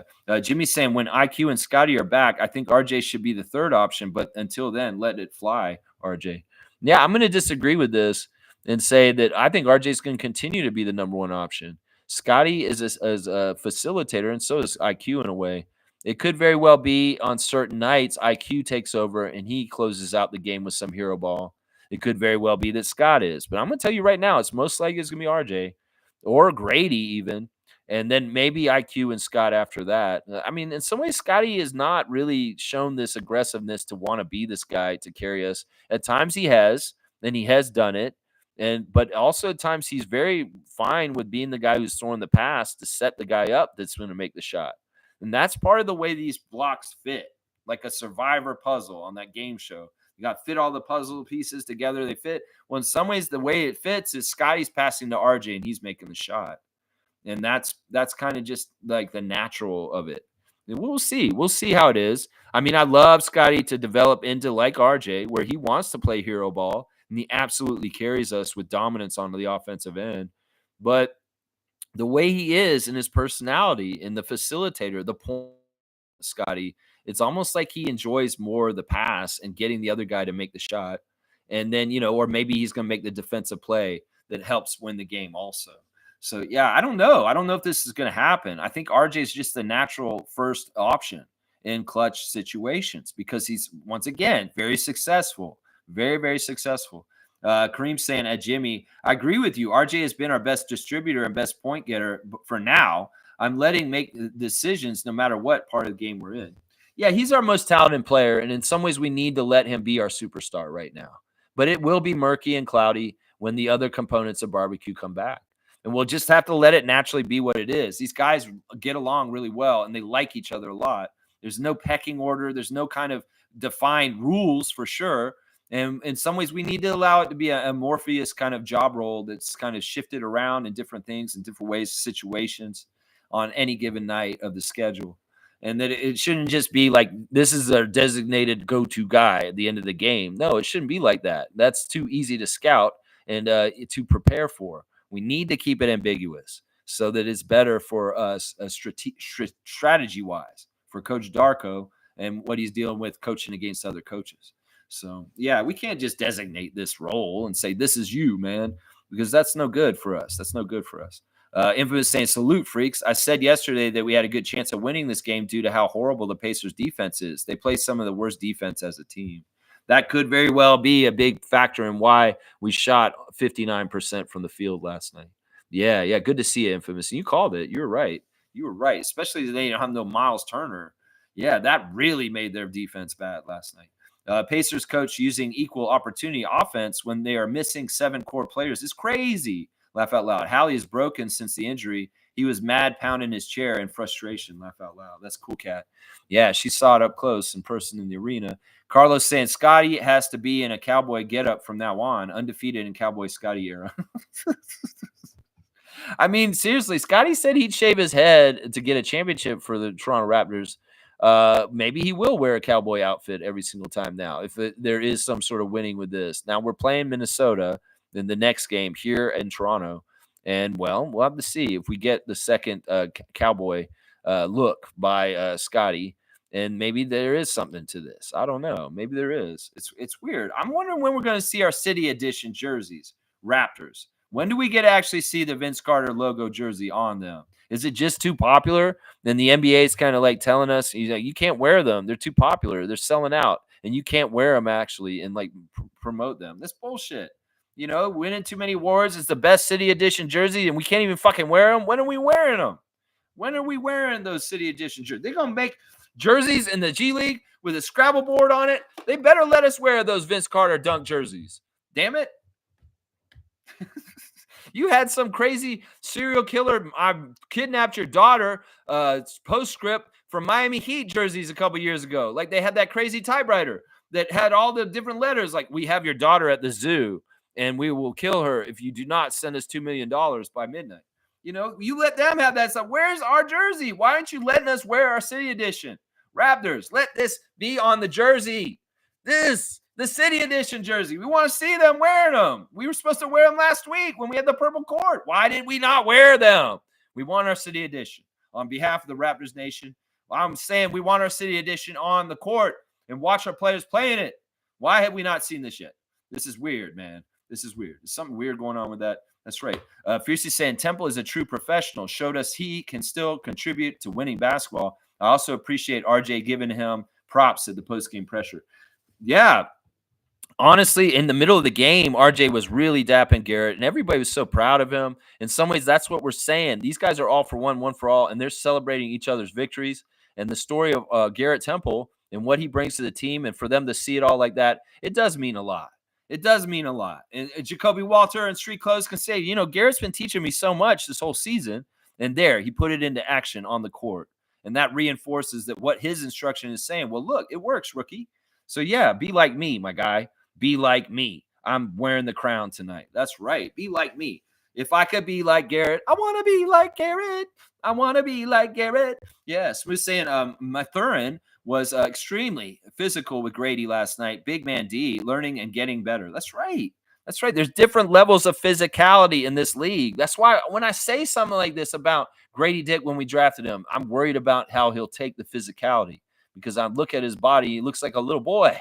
And now he's grown and he's getting bigger, and he's still getting a new level of physicality. Now, when the defense is key on him, they're going to be hitting and grabbing and dirty shotting him, and he's got to be ready for this. In some ways, that's the new level. He wasn't a threat before. He could kind of operate and float around and get his open shots, but now they know about him, and they're putting him through the ringer. And in some ways, that's the thing he's got to toughen up against next. So in some way, we can't expect Grady to hold his great numbers from the very beginning of the season over the course of the whole entire year, because there's new learning curves and new things that he has to overcome. And he's going to do great. He's going to get there too. It's just he may need that weight session again right around Christmas, where he goes overtime and he gets even bigger. Just don't do it like the Ultimate Warrior, Jim Hellwig, Grady. You don't need no roids, man. No roids, bro. No roids, man. Don't Barry Bonds me, bro. Come on now. Yeah. Seymour saying the Kings choosing Fox over Halliburton and Davion Mitchell is a head scratcher. The Kings choosing Fox. I don't know. Fox killed it this weekend. He had a 60-point game this weekend. Did you not see that, Seymour? He had two big, huge games this weekend. In fact, Davion Mitchell was celebrating him on his Instagram. And on that note, let's go and look at the Instagram. There's Cowboy Scotty in the back with everybody, and they're celebrating the chain going to Jakob Poeltl and the crown going to Garrett Temple. I love that open gym moment. That's on RJ's Instagram. And RJ's stories, he's got him and Jakob with their great lines, 39-9 for RJ, 30-16 for Jakob Poeltl. I love seeing that, man. I'm going to put the little heart in there just because I've seen it. Norman Powell coming in the game.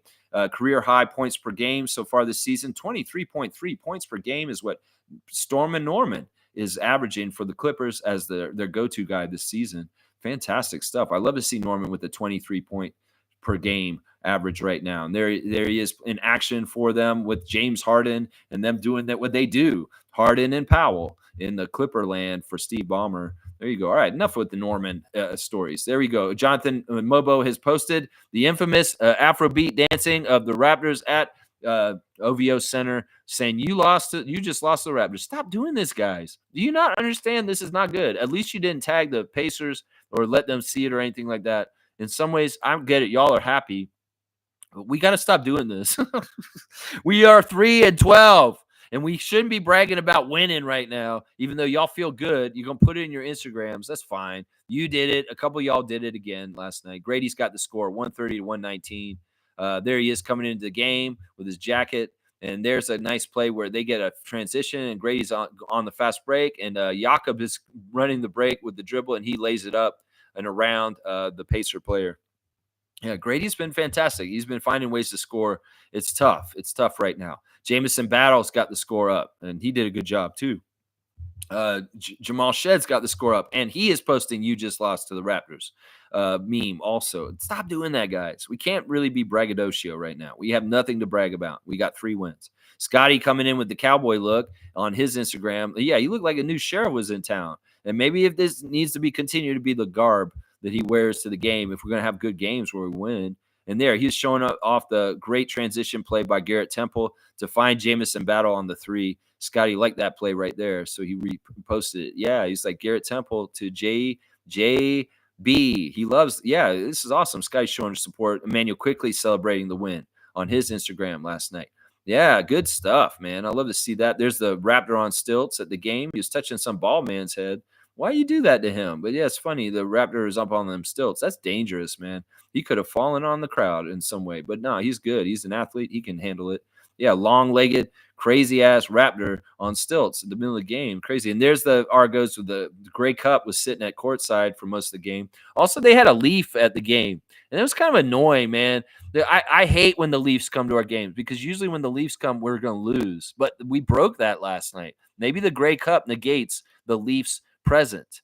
Yeah, it was a goalie for the Leafs. And he's like saying, oh, I grew up, I was a Nets fan. And as soon as he said that, Savannah Hamilton was like, all right, back to you, Matt. I was like, yeah, get him out of there. Cut. The Leafs goalie is here. They're getting an interview. And they're going to say, I grew up watching basketball. Yeah, I like the Nets. And I'm like, oh my gosh. Yeah, cut. End the interview. And Savannah cut it. And no more talking to you, guy. And hopefully, you don't screw the game up because whenever Leafs are at our game, we lose. I've noticed this. And well, I guess the Grey Cup negates that. So thank you, Grey Cup. Thank you, O'Shea Brissett's brother, for bringing the Grey Cup down to the game and stymieing the Leaf player being there with the problem that usually occurs, right? There's the Raptor with the Grey Cup at courtside. The Grey Cup was sitting in Drake's seats last night. It's pretty cool. Yeah, they had a clip with the 905 asking them who their favorite players they're idolized when they were kids. A lot of them said Kevin Durant. I want to say Tyler Perry, you get points with me because he said he idolized Kyle Lowry and Fred VanVleet. That's awesome. Tyler Perry, you're not just bullshitting us, right? So your idols were Fred VanVleet and Kyle Lowry? That's amazing. That's really cool. But yeah, a lot of the answers are interesting. A lot of LeBron, a lot of Kevin Durant, or the people that they were looking up to. Very, very interesting stuff to hear the players and who they look up to from 905. Very, very cool. Yeah, and they're celebrating Battle hitting threes on the main squad. The 905, you're going to get Jamison Battle down there at some point, and I want to see a 30-point game from him on Raptors 905 because he's just like that.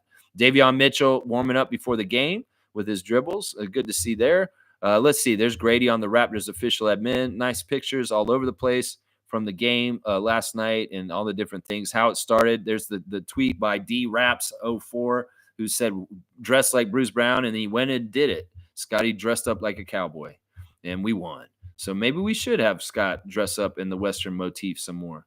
Yeah, there's Raptors official admin posting you just lost the Raptors on their Instagram stories. You guys think it's cute, but we can't be bragging. We have nothing to brag about. We're 3-12.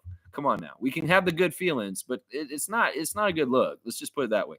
Ulrich Shamshay has got a picture of the Washington Monument because they're still in Capital City. In fact, they're going to be playing today. I'll do the ref report for this in just a second.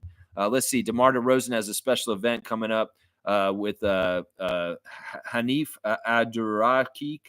Above the Noise, my story, Chasing Calm. So he's doing a Zoom on the 19th today at 7 p.m. So you can register for a special Zoom session with DeMar DeRozan talking about mental health. There's your Instagram stories right there.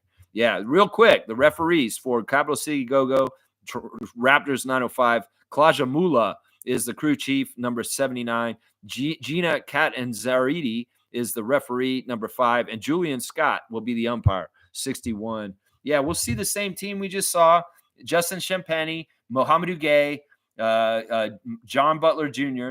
So be ready for that tonight. Hopefully the Raptors 905 can get the W this time and stop the losing streak they're on, 3-game losing streak right now. So get the win, Drew Jones, and stop messing around, 905. And win tonight, Kevin O'Banner, Miles Burns, and the rest of y'all, Shamshay. Come on now, Shamshay. Do it, man. Do it.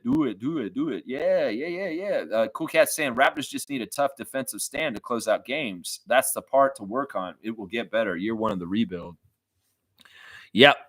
Take care of the ball and get your rebounds and have good defensive stands. Yep.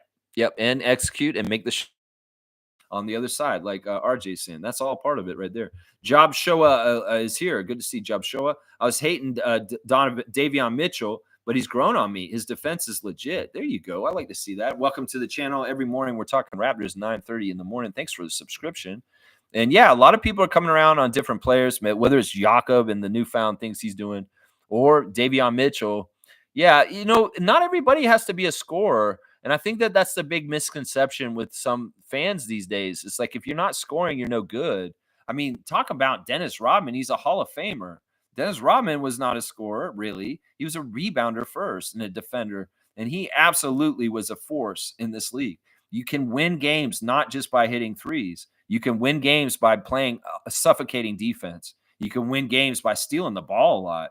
You can win games by getting the rebounds. And that's the aspects of basketball that just don't get enough credit.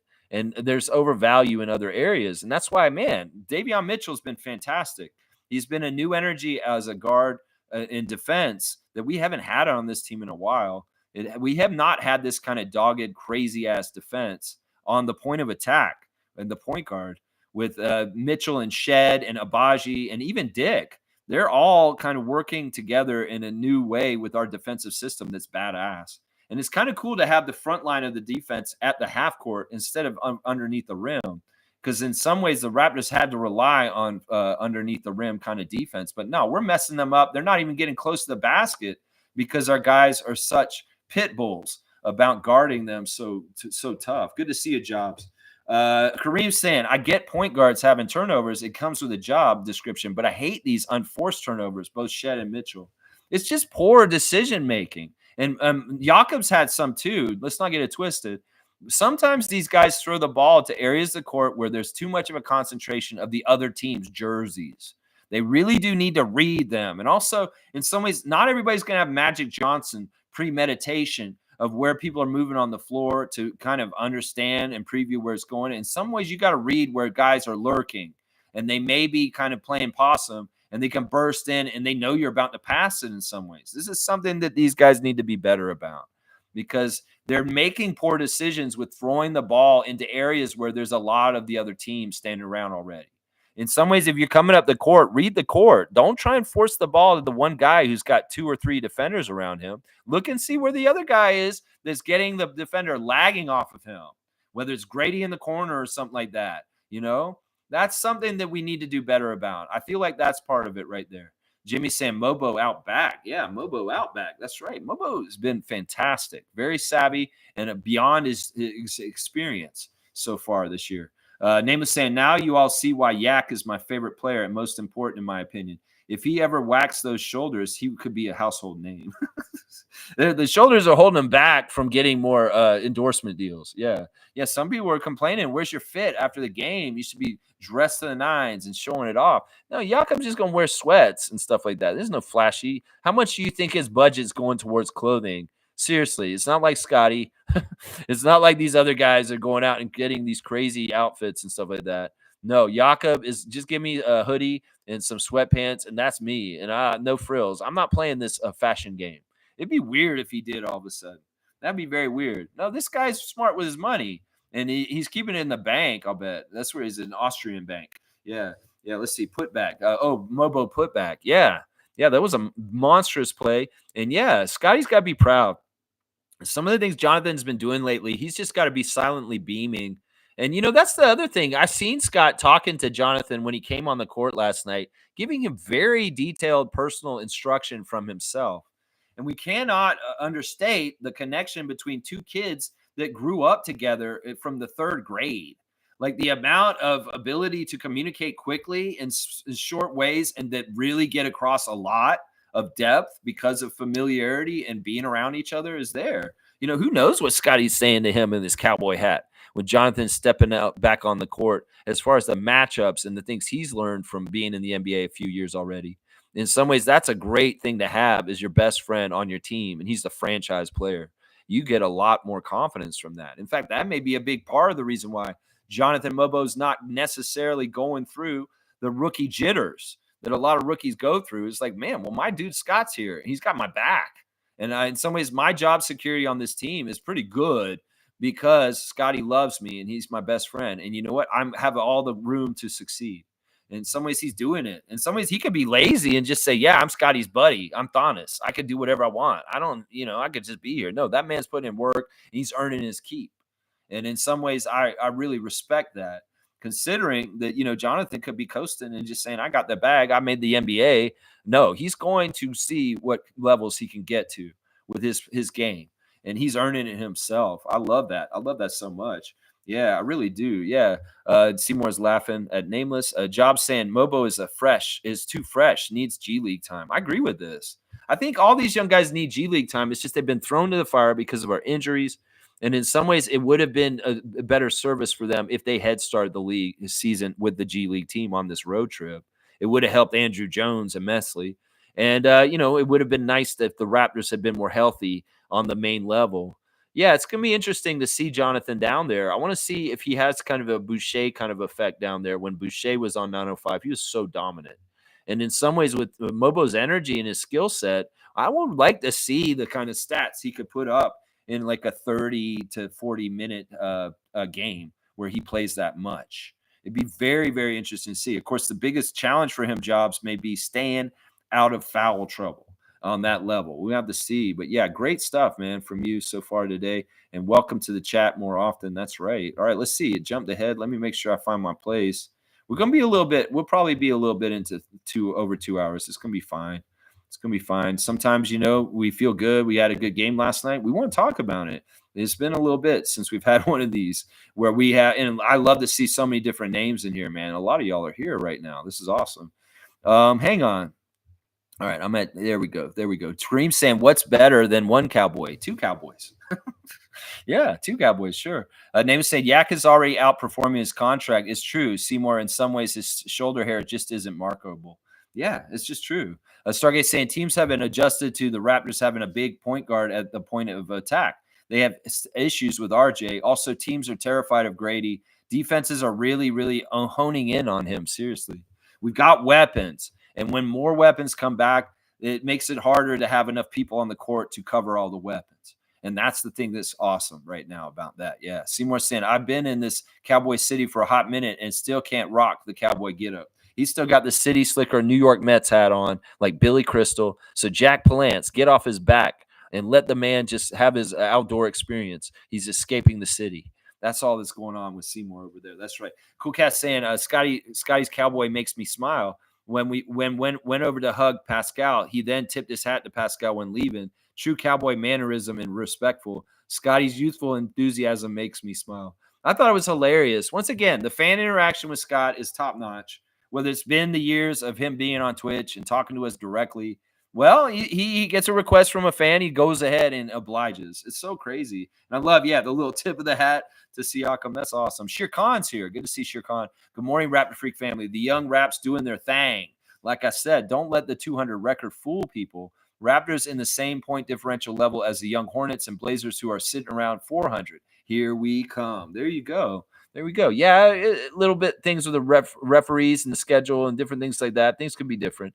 They are what they are. Tough schedule so far this year for the Raptors. But the stats and the parameters are showing good things from according to Shere Khan. I like that.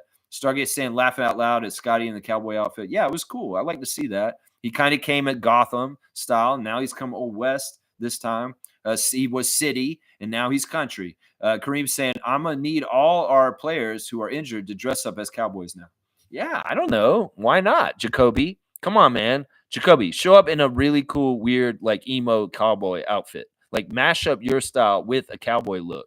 And it could be interesting. It could be very, very cool. There could be subplots to Raptors games that are fun. And it may be more enticing for fashion fashionistas. We want to see the fashions of these guys coming in. I mean, already the coming into the game kind of thing. But if they start doing themes for what these guys are going to wear to come to games, this may get out of control. This could get out of control, guys. Kaz is saying Scotty wearing a fit suggested by a fan shows how much he loves Canada. I know, I love that. He does also shows how much he doesn't take himself totally seriously in some ways, you know? Like the Arthur thing was hilarious the other day. His response to getting called the Arthur look with his sweater and his glasses. I mean, he did look like Arthur. Let's not get a lie here. You know, in some ways, that was a fair internet trolling of putting Arthur on Scott for that. And boy, did he have the perfect response to that. So good, Scotty. so good. So good. He's awesome. He's kind of really smart and savvy in these ways. Seymour saying, I'll be dressed up like Pulp Fiction every game. Wet drip. There you go. There you go. Being like Vinny Vegas, like Jules. It's like, damn, that man's head blowed up real good. You know, whoa, Jules. It's like he's doing the epitaphs. He's got those kids in the apartment. He's scaring the shit out of them. He's doing like this holy sermon on the mount to these guys. I love that. Samuel L. Jackson, Raptors super fan. That's right. We love him, man. We love him, man. Jimmy's saying we are way too banged up for Mobo to go to the G League, but I agree. He should be there eventually. He'll get there at some point, hopefully. I mean, the G League season's a long time, and that's part of the reason why we've got it. And yeah, Shed should be there too. Walter needs it too. You know, I think they all need it. Battle will show up there at some point too. Yeah, they all need it. Shamshay has been great for us so far, and I'm glad Shamshay's down there at least out of anybody. It's doing him the best in some ways. Carlos saying Yak has to be a top 5 center currently above the whole, across the whole league. I'm not going to argue with him. I know I'm not going to argue with you. You know, I'm going to say, like, you know, I'm a Raptors fan. Of course I'm going to believe that. That's right. Stargate saying the Brokeback Mountain thing never even crossed my mind. Tells you where those folks' minds are at if that's the first thing they think of when seeing cowboy outfits.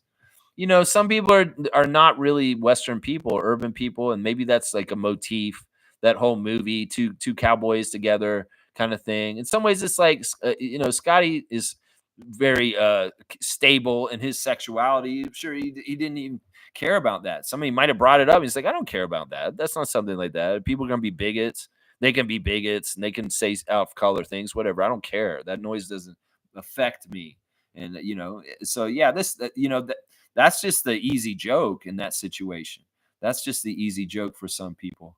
Seymour saying, I called it. RJ is a great scorer, but an even better distributor. Yeah, he's been fantastic. Name is saying, Yak has arrived. He is now in his prime. Use this as a feeler gauge for some of our young players moving forward.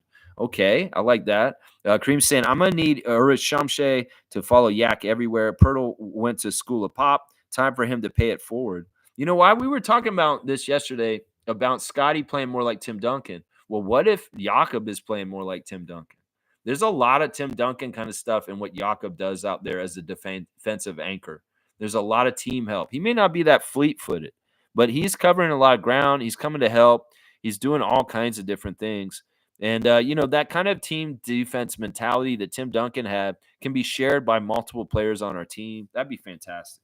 Because Pirtle has it, and Scotty can have it too. And we have both of them together. Look out. Team defense on top, man. Team defense on top. Smooth saying Pacers need to feed Pascal the ball more. Let him become the hub. Possibly that could help them. I could see that. Stargate saying said it 100. RJ played point for Coach Krzyzewski. Coach would not have him do that if he didn't believe RJ was capable. That's what I'm saying. We have all points at all positions. We got point guards at every position. Even Grady could be passing people. He has very good passing chops too. So it's like they're all pretty good passers. Oshai's been getting good passing assists too. So it's like all of them are capable of getting double-digit assists on any given night, it seems like. It seems like that. Maybe not double-digit, but at least 5+. Any of those guys, they're all able to do that. Yeah, 100%. There you go. 100 times. You said 100 times. Name is saying, seeing Yak enter his prime at 29 years old highlights just how young our core roster really is. There's so much room to grow with experience and just learning more and more. Our team is so young. RJ's 24, y'all. Grady's turning 21 tomorrow. Yeah, in fact, there's a birthday today, guys. Happy birthday to Marcus Banks. Marcus Banks was a Raptor for about 2 years. He came here around 2008 2009, and he retired as a Raptor basically because he got traded to the Hornets and they never played him again. So he played his final game as a Raptor. So happy birthday to Marcus Banks. Marcus Banks is 43 today. So happy 43rd birthday to former Raptor Marcus Banks. Yeah, Marcus. Yeah. Chris comes here. Has anyone noticed that all our wins are against mainly ex-Raptors? How that's interesting. Yeah, Philadelphia was Kyle and Nick Nurse, and Sacramento was DeMar, and now Siakam. It's like our Groats are letting their old teams win. Because all three of those guys, I would put them their jerseys in the rafters, 7, 10, and 43. That's interesting. I wonder what happens when we play Houston. That's a good point, Chris. I'm going to give you a dog for a very interesting observation. There you go. We'll give you a 5-pointer, 22. You got the Urich Shamshay 22, Chriscom. Love it. Smooth saying there's too many times the Pacers go away from Pascal. Let him dictate the offense. Yeah, I don't know. I'm not trying to help Rick Carlisle figure it out completely. Not totally. I mean, they know what they're doing. Rick Carlisle's been coaching for so long. I don't know what. Maybe they were kind of doing a little like play dead, and the Raptors helped them out, get some good feelings. I don't know. In some ways, they weren't exactly their top selves last night. Whether it's the second night of a back-to-back, the injuries, whatever excuse they want to make. Name was saying, or I should just say just how much room for growth there is specifically. That's right. Yeah, Jakob, we can think about when he was a rookie on our team because we saw him when he first came in the league, and where he is now is amazing. I mean, honestly, let's look at both those guys that played last night, Siakam and Jakob Poeltl, and they were rookies. And think about when they were rookies on the Raptors and what they looked like and way they played and how awkward they were and just how this is such a good point. You path of development. This is what you do when you're an NBA player. You come in as a rookie, you don't know jack shit, and then you learn and you hone your craft, and then you become people like Pascal Siakam and Jakob Poeltl at this point. That's an amazing, badass thing. That is an amazing, badass thing. That's right. I love it, man. I love it. Yes. We're saying, anyways, this is a Raptors show. That's right. This is a Raptors show. Stop talking about the Pacers unless it's Siakam. Mike's here. Good to see Logical Raptors fanatic. Project Truth always, Mike. Yak going hard, and the toxic contract guy, RJ, going insano mode. Complainers of trades are done. Masai knows scouting. Yeah, Masai undefeated. Trust in Masai. Y'all get proven once again. Y'all are idiots that don't know what you're talking about when you come at Masai for making a Jakob Poeltl trade or RJ Barrett, all this kind of stuff. Yeah, once again, rely on Masai. Trust in Masai and stop doubting. Stop doubters. Just stop doubting. Keith Pelly understands how good Masai Ujiri is at his job. Thank God. And y'all idiots, y'all can go ahead and have your stupid ass comments. They don't mean jack shit to MLSC because they know how good our president of the Raptors is, Masai Ujiri. That's right. Yeah, that's right. That's right. Isaac saying Yak is the only center in Raptors history other than Chris Bosh to score back-to-back 30-point games. MVP. Yeah, I don't count Chris Bosh as a center. I know that he's technically kind of a power forward center, and in some ways he did play a lot of center for us technically. But I never thought of him as a center. He shouldn't get that. No, he shouldn't. He's a power forward. And Andrea Banyan, he was the center. Fiercely saying Lakers fans asking for Yak, and they give us D'Lo, Gabe Vincent, Jackson Hayes, picks, and Jordan Hood Shafino. Yeah, Jordan Hood Shafino. They're going to cut him. They didn't extend him. Respectfully, Lakers fans, keep your trash with you. Yeah, I mean, no, and no. No and no. Jackson Hayes has got a domestic violence issues right now. And yeah, Gabe Vincent, sorry. We don't want D'Angelo. None of this is, no. Bobby, hang the phone up right away. Yeah, is that Rob Pelinka? Hang up. Nameless saying, I have a chuckle when people say it's only going to be a 4-year rebuild process. I'm thinking more like 6 to 8. Yikes.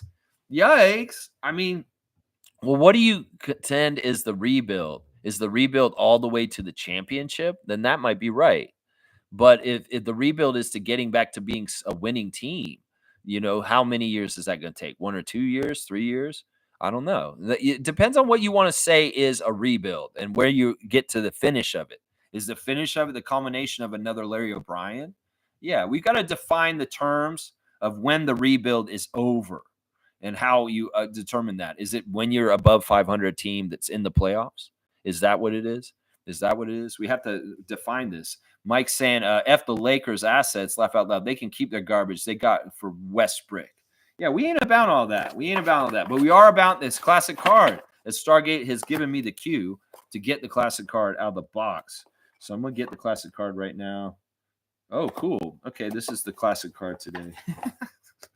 All right, well, let's see. That's 10:14. All right, we'll be back at 10:14. It's about an hour ago. Here we go. Here's the classic card today. Y'all get on it quick because this one may be easy to get. Yeah, it's the Pacers. We played them last night. Who is that, though? This is not that classic, honestly. We'll have to see. Who is this? Who is this? Yeah. Oh, look at that. Fiercely spent it kind of crazy. Domantas Sabonism. Sabonism. I want to know what Sabonism is. Is it like a philosophy? We have like Arvidas Sabonism. It is Domantas, and you're going to get it, Fiercely. You got the card. Don't worry. I'll give it to you. But yeah, that's Sabonis when he was on the Pacers. Look at him in black and white with his scary face. Ah, ah, ah, it's Yaka Purtle. Ah, ah, ah. Oh, that's so funny. No, you're good. Fiercely, you got it. You're spelled correct. You can write it in, David? Do you know how to spell Damatis? Let me write it in real quick. Damatis. Montis. I think that's right. Damatis. Sabonis. I know how to spell Sabonis. That's fiercely. It's fiercely. I would say we give her 100. That's not a hard card. That's not a hard card. Damatis. I don't think I spelled that right. Let me look at it again. How do you spell it? Domantus. Domantus. Wait, is it a US at the end? No, it's an AS. That's where I got it wrong. Okay. Okay. All right. We want to make sure we're spelling it right on there. Yeah, good job. Fiercely got in there first. Andrew, you were behind a little bit there. Stargate, I see you were in there also. Good stuff, man. Good job on the classic card. Fiercely Salsera getting it today. All right, let's see. Where are we on the chat? We're at this one. Where's the classic card? There we are. Blackhawks saying swap out Nick Nurse for Adrian Griffin. You know, I thought that Nick was a better fit for both Phoenix and Milwaukee than Philly. And it was just Daryl Morey's diabolical plan that put him in this situation. Well, in some ways, Nick, you get that hell afterwards, man. Oh, my gosh. Messing around with your career. You know, last year was a honeymoon year, and this year has been pure hell. It truly has. Trevor's saying they are saying Nick Nurse does not like to do lineup changes and plays the same players. That's a song we're singing up here about him here in Toronto. Philly fans, you're getting to know all the things about Nick, good and bad, right now. Seymour saying the East looks weak. I think we can still make a push this season. Of course we can. Of course we can. This is a crazy thing. Usually these kind of seasons are like the gun's shot and boom, you got to start running and go. Well, this season it's not like that in the Eastern Conference. You can kind of be bad and wallow and be half-assed, and then all of a sudden you go on a hot streak, get a win streak together, and all of a sudden you've elevated yourself into a playoff spot. That's the way it looks like right now. You know, besides Cleveland, who's perfect, and the Celtics being the champs, nobody else in this Eastern Conference is dominating or doing things, running away with things. And that leaves a lot of spots open for the rest of the playoffs. So this is totally true. We could do something late, Seymour Pape. We could do something late. Nameless saying in 6 to 8 years, we're going to be running through the six, feeling like it's 2020 again. There you go. I hope that's right. Let's not skip 2019. How about that? That's what I'm saying. Stargate saying, sorry, Trevor, no problem. You wanted to, anybody can say the classic card. That's not anybody's specific job. In fact, I've been asking you guys to remind me because there were days where I totally forgot to do it. And I need you guys to remind me sometimes. Shir Khan saying RJ averaging 23, 6 and 6 like an all-star. Yaka's a solid 17 and 12 with 2.5 stocks. Grady with 10 points jump from last year, looking like most improved dude. Oshai is solid role player with 13 and 5 starter. Amazing. Yeah, we're getting good strides of growth in all kinds of different players, whether they're vets like Jakob, whether they're new people like Shed and, Mobo. You know, this is fantastic. And it's showing the Darko development is real. It's a real thing. It's a real thing. Nameless saying Mobo is going to be everything Precious was supposed to be. I will say this. Jonathan's a very, very smart guy.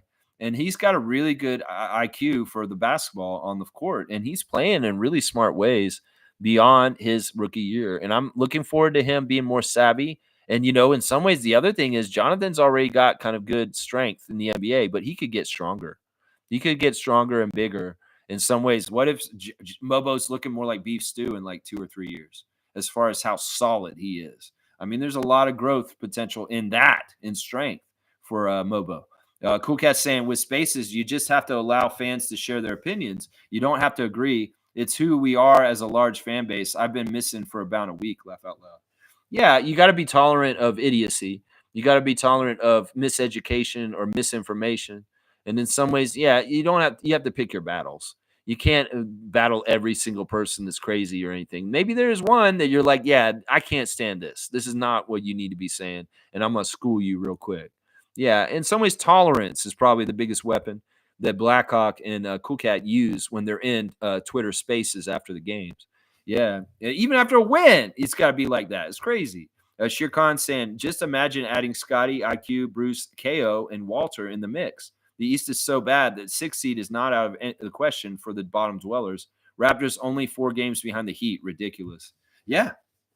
Honestly, this is fantastic. We get the hardest part of our schedule out of the way with the injuries, and all of a sudden we get coasting. And to capture the flag, people will be mad. The stealth tank people will be mad if we rise up and all of a sudden we're not in the best position for the lottery.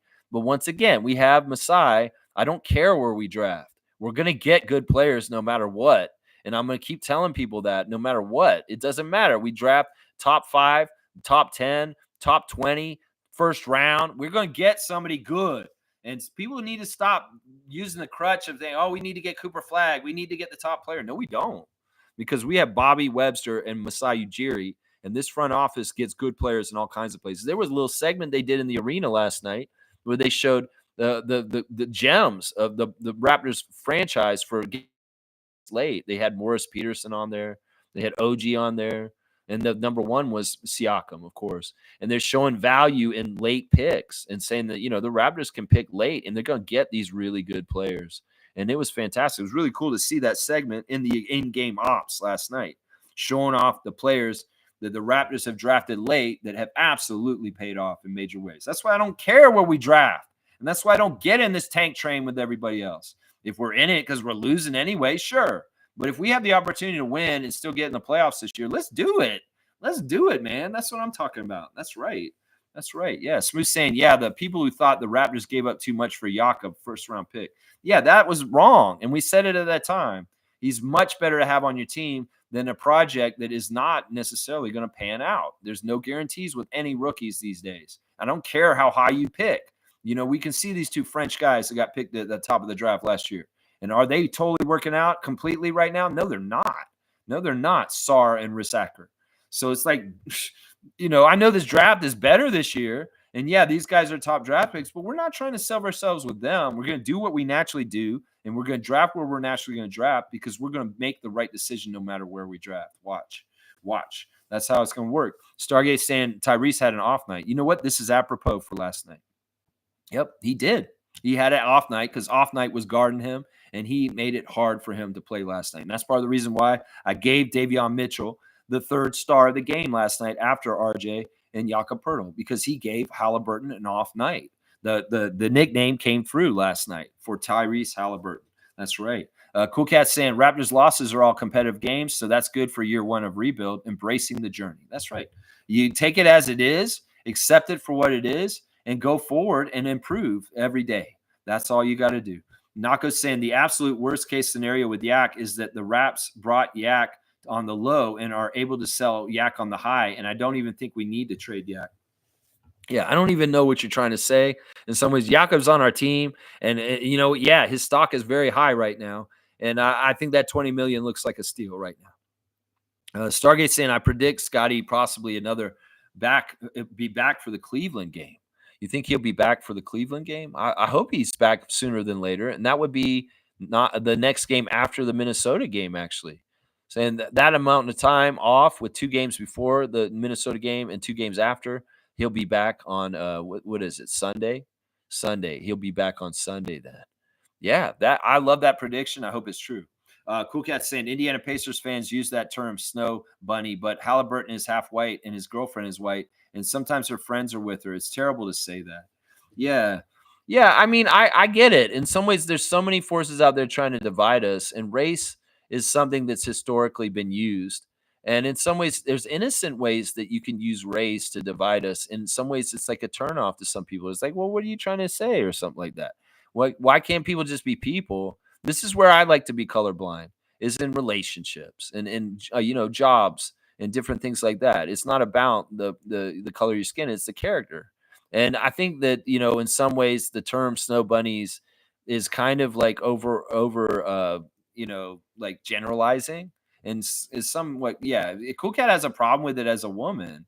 I think, in some ways as a white person, it's not that I care, like I shouldn't be like, oh, you shouldn't use this word for it's like racist against white people. I'm not gonna be like that. It's just that it makes me feel uncomfortable because it's a generalization. I think that's what it is. I think that's what it is. I think I just figured it out. Yeah. Yeah. Cool Cat saying Tyrese off night is common right now. I feel bad for Halliburton. I see the pain and frustration on his face. More counter moves and better handle mid range and drive more for variety. Well, I mean, if he started believing his own hype and he stopped working, well, you stall out, and that could be part of it too. Randolph saying, "Blessings, beloved Raptor freaks, most informative gang. Believe that your goals are achievable and keep your eyes on the prize, no matter the forces at work against you." There you go. I like that. Randolph saying, "Lex, I believe if no one ends the Cavs winning streak, we will." That'd be fun. That'd be fun. That kind of be a weird bookends. The Cavs win their first game of the season against us in our home court, blow us out, and they just haven't lost since. They haven't lost yet this year. And we may beat them on Sunday, is what you're saying. I like that. I like these predictions you guys are saying. Guys can come back on Sunday, and we're going to beat the Cavs and end their win streak. Remember, we said this on Tuesday. This is like 5 days before that. Thank you, Randolph, for your words of wisdom and blessings to the Phillips family and all the Raptor Freak families out there. Yeah, believe you're going to make it, like what we're just saying about the Cleveland game on Sunday. I like that. Yeah, Cool Cat saying fans in the arena asked me if I'm a Pacers fan. I had to correct them that I'm a Pascal Siakam fan. Raptors fan always reminded them Siakam is always a Raptor. They saw my standing ovation. There you go. There you go. Yeah, I love that we give him the love. And he got it. He got it in that little timeout where they showed that clip about him being a very valuable draft pick. He was number one on that list. And yeah, he deserves it, man. He's so humble, and he really is a real one like DeMar. He really, really is a real one like DeMar for our team. And that love will never go away. And I don't want anybody to try and sully or talk trash about Siakam. And in some ways we have fans of other players come to our arenas like LeBron James and Nikola Jokic. But her coming for Siakam in our building, come on now. That's a Raptor fan, even if she's rooting for one of her favorites that's wearing another jersey right now. That's right. That's right. That's right. That would be awesome, Randolph. Yeah, I love these predictions these guys are coming up with right now. I love them. Cool Cat saying, Lex, when I say big man era, I don't mean Raptors. I mean past NBA.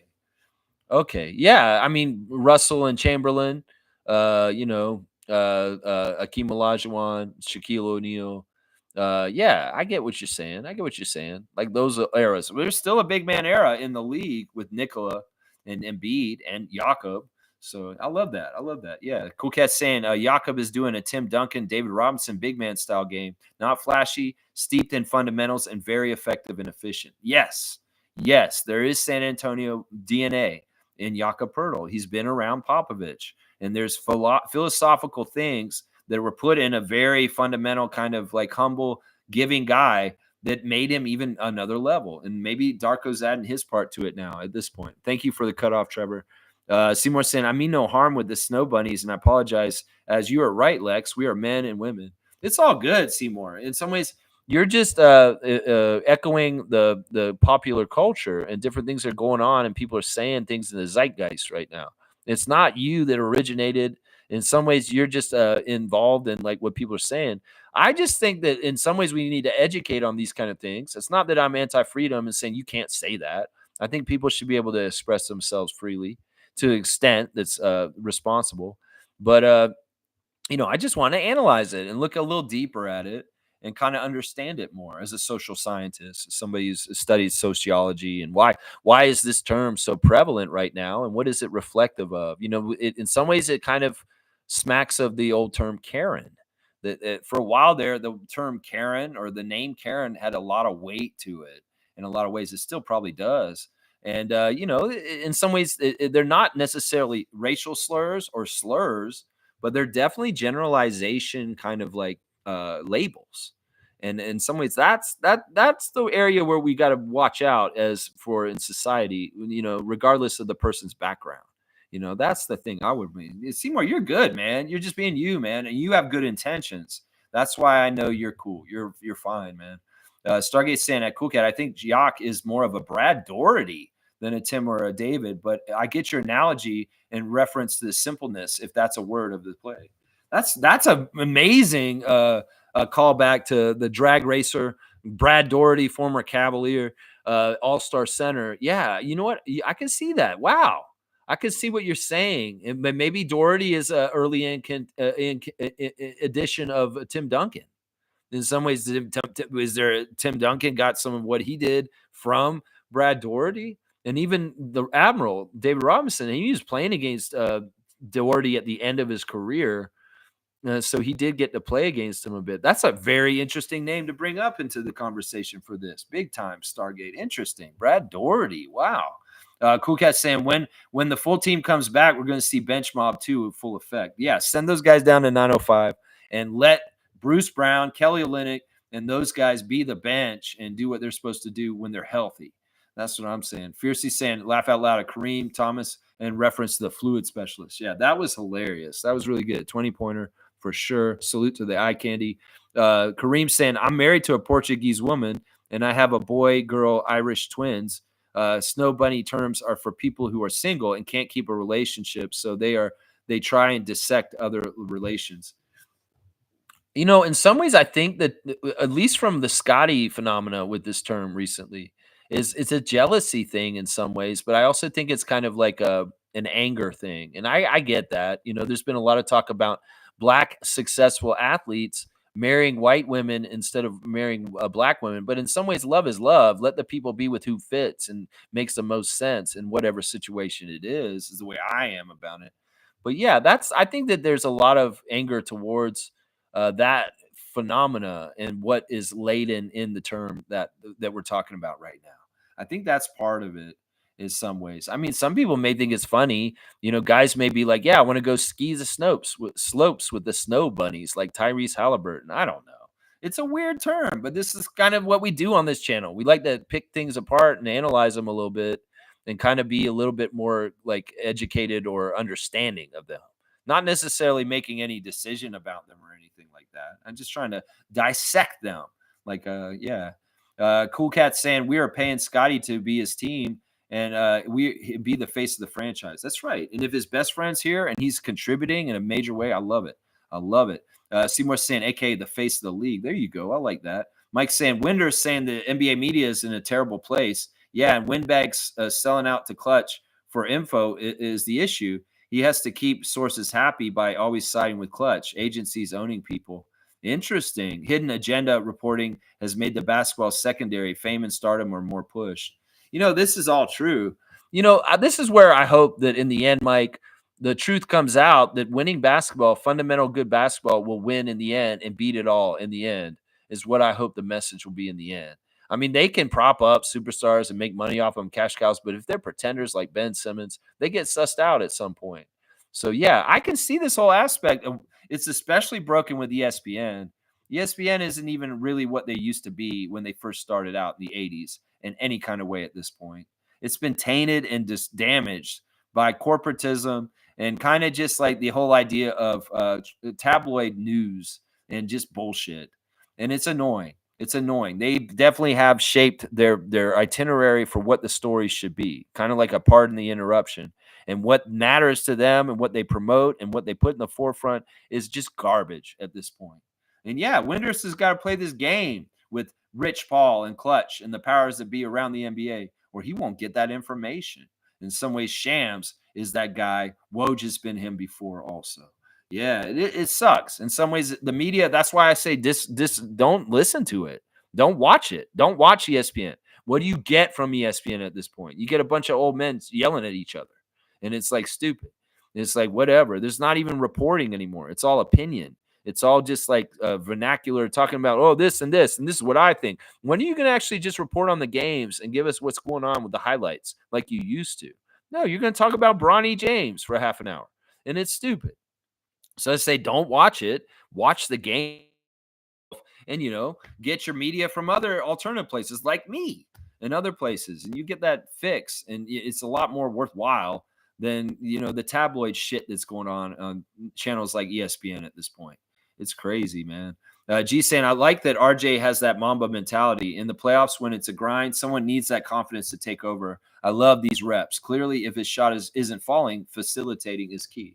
That's when he needs to recognize and switch the diversion of the water to people like Grady and Oshai on the outside with threes. Yeah, and he's smart enough to understand this, and he's proven that he will. That's the thing. He's not like some of the 905 guys that are just going to call their number over and over again, and there's no other option. No, he will switch it up, but he was successful last night. He could carry us. He did, and I love that. And that it is a Mamba mentality for sure. That is. Trevor's saying Draymond up to his old tricks. He tripped Zach Edey, grabbed Zach's foot, so they upgrade the foul to penalty one. Yeah, I saw that. I'm glad they went back and punished him further for that. Grabbing somebody's calf like that when they're trying to step off and start running is very dangerous. And yeah, Draymond once again doing stupid ass shit in games that the basketball has no point in it, and no place for this. And the NBA needs to, man, they've allowed him, they made a monster out of him. And in some ways, until he retires, they just got to put up with him and hope they never have another player like him come around again. Seriously, dirty ass player that was emboldened by the league by building his characteristics and his legend to be who he is. He's just a special player. He's just such a good defender. No, he's getting carte blanche to just do whatever the fuck he wants physically to people on the court, is what it is. Yeah, Fiercely saying, despite the Pacers losing, I'm so proud of my fellow Haitian Benedict Mathurin. He plays hard and is fearless. Yeah, he's a great player. Honestly, I wish he had been in the Pascal trade, honestly. He's the one guy I really wish had been in the Pascal trade. If he had been on our bench in a cowboy hat instead of Bruce Brown, I wouldn't have been upset. No lie. I wouldn't have been upset about that. Trevor's saying they said the Raptors will play on Thursday in their city jersey game. All right, so they heard me lamenting. I was like, why the fuck aren't we wearing these? So you're going to wear them on Thursday finally against the Minnesota Timberwolves in a game that's like, what is so special about that? Why wouldn't you wear it when we had the purple court? Seriously, what happened? Is the equipment manager not getting things right, messing up with which dry cleaning which jerseys to get ready for the games? Like, why the fuck have the game jerseys been off? Because they have been this year. They haven't been the way that I thought they would be for most of the games. They've switched the purple jersey from different nights all of a sudden at the last minute. And then they've also put off bringing the city edition out all of a sudden. What is going on with jerseys for the Raptors right now? This is the kind of stuff we pay attention to. We are watching. We understand what's going on. That's right. I love that they're going to play in them finally on Thursday. Maybe they heard me crying and whining about it. Do something about it. That's right. Mike saying, not worse than the league at the moment. Trust we will get some wins as the season goes on. We compete every night, and that will get some wins even without the talent. Well, we're going through the hard part of the schedule. We're going to have easier part of the schedule. We'll probably win more then. And in some ways, well, we're going to do naturally what we're going to do. I have no, it has to be this way kind of mentality about this. It doesn't have to be any which way. Let's go like water with the flow of how the season will go. And that's how the best way to live your life is too. Stargate saying, when Team Canada adds Zach and Benedict to the teams with RJ, Dylan, and SGA. Oh my. Yeah. Watching Zach Edey and what he's doing with the NBA right now is fantastic for Team Canada. And he really missed playing for us last year. So he's anxious to come back and circle around and be on Team Canada with us. So yeah, I'm excited too. I am very excited. There's a lot of good prospects for Canada and international basketball in the years to come, both men's and women's. Lots of good promise coming that way. That's right. I love it, man. I love it. Mike's saying, people saying Edey was too slow and too heavy. We're wrong. Yeah, I said a little bit of that. I wasn't totally sure. In some ways, they clouded it. They really did. The hype machine dysfunction. Edey wasn't getting sponsor deals with NIL money, so people underrated him because he wasn't pushed as much. Yeah, and also, I still think that the NBA does this like submarining of guys' value just to try and get them to be hidden and get further along. Like, I really think that this was what they were trying to do, that they tried to submarine Zach Edey's value in the pre-hype of the draft so that Miami or the Lakers could have drafted him in the middle of the first round. The Kel'el Ware pick should have been Zach Edey, and that's where they were projecting him to go in a lot of the mock drafts before the draft last year. But no, the Memphis Grizzlies knew the reality. They jumped in the queue and they grabbed him with the 8th pick. And that made a lot of people think, oh, they're reaching. They're reaching because of all the before material that ESPN and other people were putting out about where Zach Edey should be drafted. But now, does it look like Zach Edey at number 8 is a bad pick or reaching too early? In some ways, he should have been the first pick in the draft, and that he fell to them at 8 instead of being like close to a 20th pick or 15 to 20 pick. I mean, at some point, they were saying that Zach wasn't even going to be in the first round before they started this. Some of that's manufactured bullshit. I'm telling you right now. Some of that is manufactured bullshit. Seymour saying Raptors touchdown celebrations were hilarious. Yeah, they had a little clip, and they're saying the Argos just won the Grey Cup. What would you do to do a touchdown celebration? Scotty got on his head. I was a little worried, man. Your face is fractured, bro. What are you getting up on your head? He did it because of the Ravens, because they have a celebration that they did like that. So he's doing the Baltimore Ravens like celebration, getting up on his head like that. I'm like, Scotty, don't break your face further, getting up on your head like you're doing a head spin. But yeah, it's kind of cool to see all their different celebrations. Of course, a lot spinning the ball on the floor and doing little dances and stuff like that. Yeah, it was fun. I like seeing those guys happy.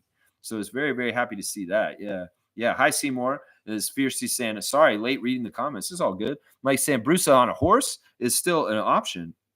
You want Bruce to come out of the game on a horse in the middle of the game? No, man, that could be bad, man. Horses do something with their butts, and we don't need that at a Raptors game. Just trust me. I've seen it. The cops downtown in Toronto walking around with their horses, and you go down to Exhibition Place down near where the WNBA team's going to be playing. Ooh, there's a little bit of smell down there. Just so you know, there's just a little bit of a smell. Seymour saying Mathurin at Fiercey, Mathurin, Edey, RJ, Dillon, they're going to make us all proud. Yeah, Team Canada's stacked, and we are going to be getting some success and some medals in the future for our Canada team. That's right. So much talent in the NBA from Canada. That's right. Vince Carter effect, right? Mike's saying Battle is the only rookie playing at the moment that has a 50-game limit. He has a 50-game limit. Well, Shamshay and Carton do too, because they're the other guys. The other guys are draft rookies, so they can be in as many games in the big club, like Shed and Mobo. Yeah, and Walter. But yeah, that's the two-way contract. 50 games, and that's it. Battle's got it. Battle's got the 50-game limit. And Shamshay and Carton do too. And we haven't called those guys up yet. So Mike's saying Mobo has a regular minimum contract with G League affiliate options, so he can go down to G League. Yeah. Well, you can do that with your rookies and your second-year players and even your third-year players too. I think Oshai is actually eligible to play on G League right now also, if they wanted him to go down there. It's not likely they'll want him or Gray to go down there this year because they're high level at this point. That's right. Mike's saying there's a limit of guys you can bring down the G League with regular contracts. You can't stack your G League team with 6 to 7 NBA guys. Mobo and Shed are probably the ones to get the G League affiliate. All right, so there has been a G League move, guys. We've added a new player for today's game, and he's kind of not coming from very far. We've added Canadian Eugene Omoruyi is going to be on 905 starting today, guys. Yeah, I saw this morning, and I was like, wow, this is very, very cool. This is good news. The Toronto Raptors add Eugene Omoruyi to their G League affiliate 905. Omoruyi has averaged 5.7 points in 3 seasons with the Mavs, Thunders, Pistons, and Wizards. He returns to Canada, where he played in high school, to pursue an NBA return. So this guy's a thick load kind of big guy. You guys know Omoruyi, right? So this is going to be fun. It'll be nice to see him. He's in some ways the replacement for Brendan Carlson. And, well, we'll have to see the physicality of a strong kind of Draymond built kind of player of Eugene playing for 905 today. Hopefully he'll make his debut, and we'll see some good stuff from him. So, yeah, we picked him up yesterday on the G League. We got Vance Jackson Jr. back also from our training camp. He was the last cut in our training camp, and he's on the G League roster also with the injuries and different people going different places. So these are our reinforcements coming in for today's game. Y'all watch it tonight, 7 o'clock on YouTube. I'll be there in the chat. Blake Murphy will be in there in the chat also probably. And, yeah, we can talk and chat about the G League in the 905 playing against the Capital City Go-Go tonight, 7 p.m. So be ready for that. There you go. There you go. Fiercey saying, there's the classic card answers. Mike saying maybe Jacoby replaces Shed spot in the G League, though. They might have to alternate Jacoby and Shed and Mobo. I can see that. They're going to balance it the way they can, and may have to do with how they're doing at that particular time, for sure. All right, let me see. Where's the comments for the answers again? All right, here we go. Let's see. Yeah, good job, Fiercey, getting our Domantas Sabonis, baby Arvidas. That's right. Stargate saying, how the heck did the Pacers give him up? Shaking my head. Well, they got Halliburton. That was the deal. They got Halliburton for Sabonis. The back pick is awesome. Yeah, I love that screaming. That where is it? That's the one from yesterday. This one, yeah, yeah, yeah,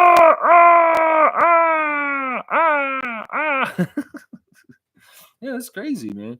Let's see. Yeah, they got Halliburton. That's right. Let's see. I know, and who's looks like the better player now.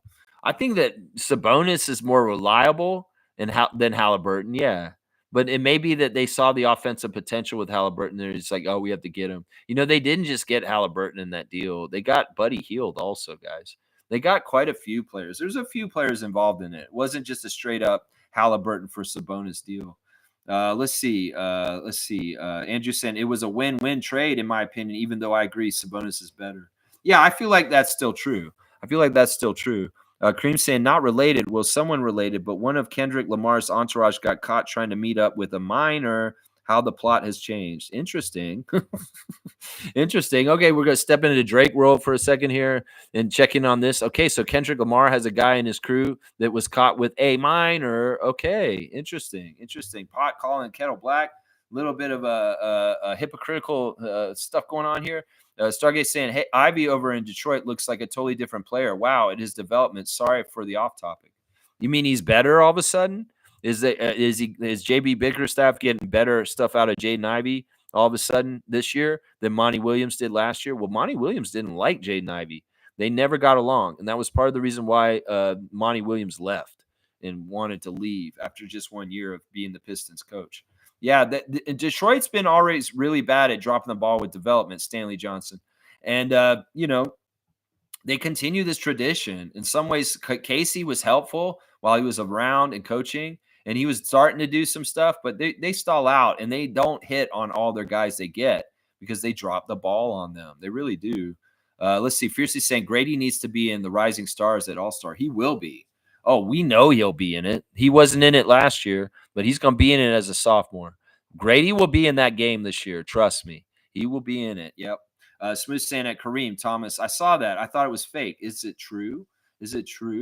I don't know if it's true. I'm not an expertise in the hip hop culture of Kendrick Lamar and what's going on the pulse of everything that's going on in that world right now. So I can't say. I'm not an expert in this area, but yeah, it could be. Who knows? Let's see. Yeah, I thought it was fake. Is it true? Is it fake or is it true? I don't know. Fiercely saying Mobo likes dunking at the rim or cleaning it up, but he also needs to practice dribbling and forcing himself in the paint as he seems to panic and only makes passes, baby steps. I think that it's okay that he's not actually taking the ball up himself. That's advanced stuff. That's part of what I'm trying to tell people in the 905 chat about Shamshay is y'all don't expect so much from him in his game offensively right now. In some ways, it's baby steps, and Mobo's in a similar position right now. In some ways, we can't expect him to just start jacking threes like crazy or doing little turnaround hooks or doing little post moves. No, these guys need to be trash men for right now, and that means going and getting the offensive rebounds and putting them back. That's the best way. And then being in transition and being a great finisher in transition, those are the two best ways these guys can score right now. They don't need offensive plays set up for them or us trying to work through them. No, they need to be energy guys that are doing good things on defense and also getting after rebounds. That's what we want from those guys. That's right. Baby steps. Stargate saying that Sudanese player for Duke is very, very interesting. Keep an eye on him. You guys keep bringing him up, and we will scout him in 2025. Yeah, he's been brought up like 3 times in the last 2 weeks. Cool Cat saying with injuries, our bench mob get to play long minutes, develop skills on court, and when the full team returns, the depth will be amazing. I love that prediction, and I hope it's all what's going to happen. I really do. I think it's likely. Blackhawk saying my tolerance goes to a point. When yesterday's win is called a moral win, then I know there is ill in that person's spirit. Yeah, I don't get that. Last night was a legit win in some ways, a moral win, whatever. No, that's a W. That went into the column. That's in the standings. We got 3 wins this year. We're gonna earn it. We earned it. In some ways, you can put it down or something like that. You're not a real Raptor fan. In some ways, allow this because we came so close and just whiffed on some very, very close games recently. When we get a win, we earned it. Trust me. Yeah, sometimes there's teams that get wins that they didn't really earn, like the Celtics on Saturday night. But in some ways, when you've got an aggregate of losses where you're just so close, you finally get through.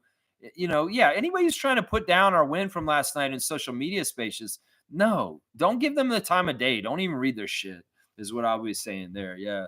Yeah, Kareem saying that smooth. I believe it's true. The Kendrick Lamar allegations. Interesting. Interesting. That's a check, Cool Cat. All right.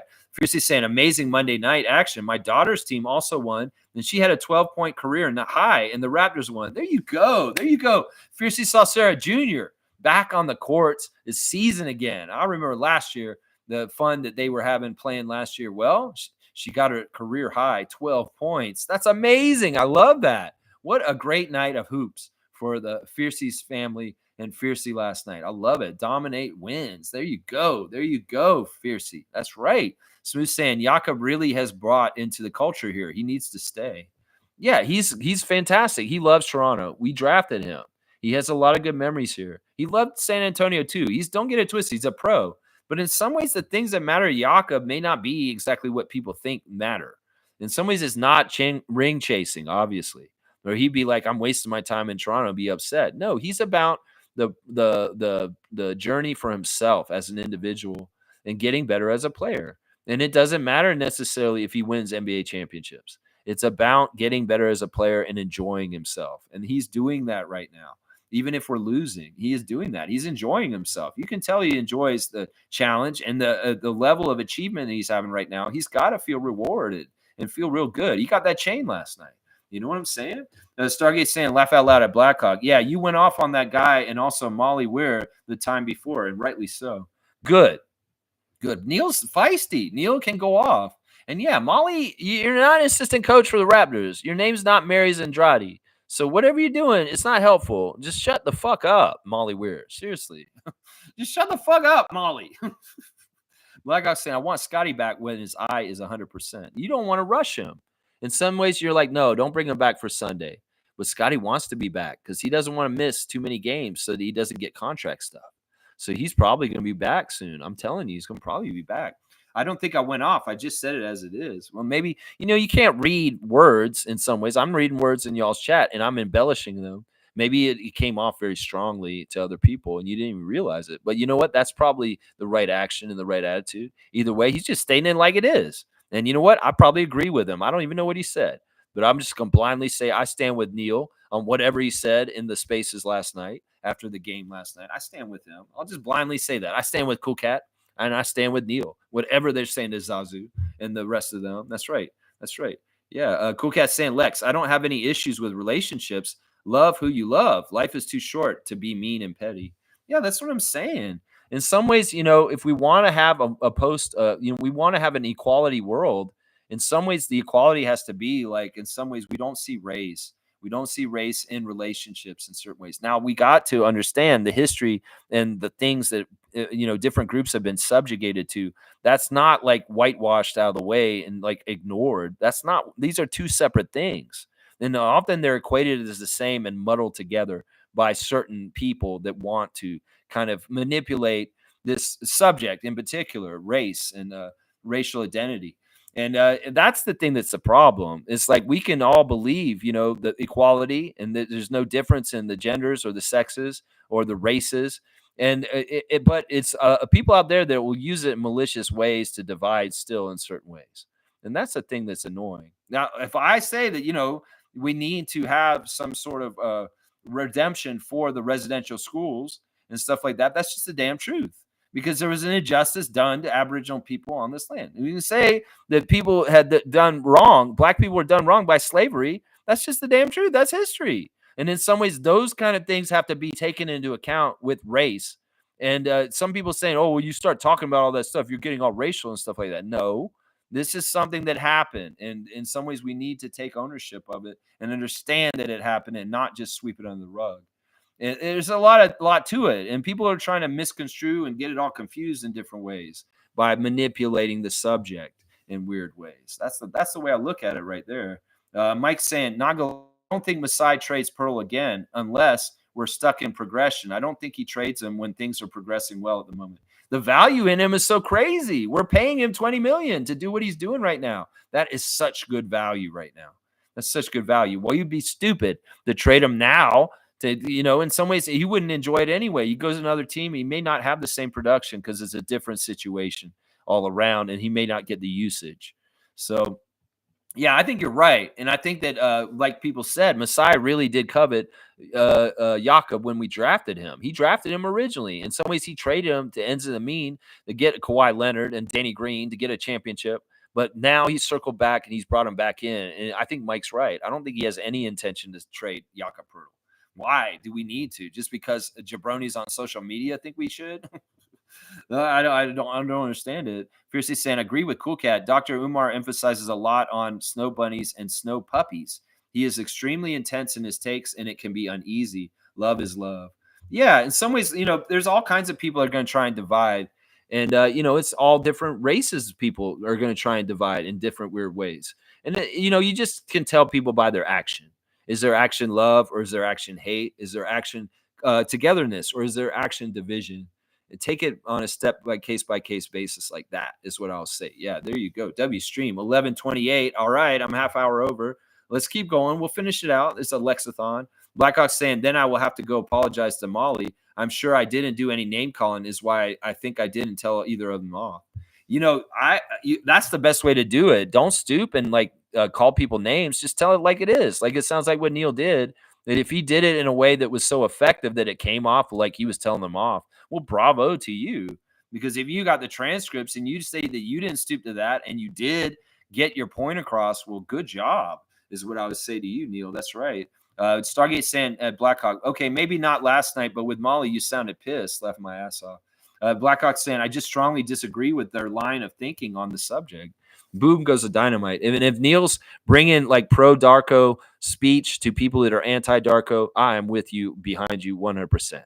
Every single time you do that, seriously, because it's uneducated. The Raptors coach is doing such a good job right now, and everybody who thinks he isn't, they're really not helpful to the situation right now. Mike's saying looks are fleeting. The person you are endures. Value over time metrics. There you go. I like that. Logical love. There you go. Mike's giving us a little bit of Chuck Woolery love advice. Looks will fade with time, but if your fundamentals are good, then you do things solidly in your life, you'll be okay. There you go. I like that. There you go. Lowered expectations. That's been the season. That's right.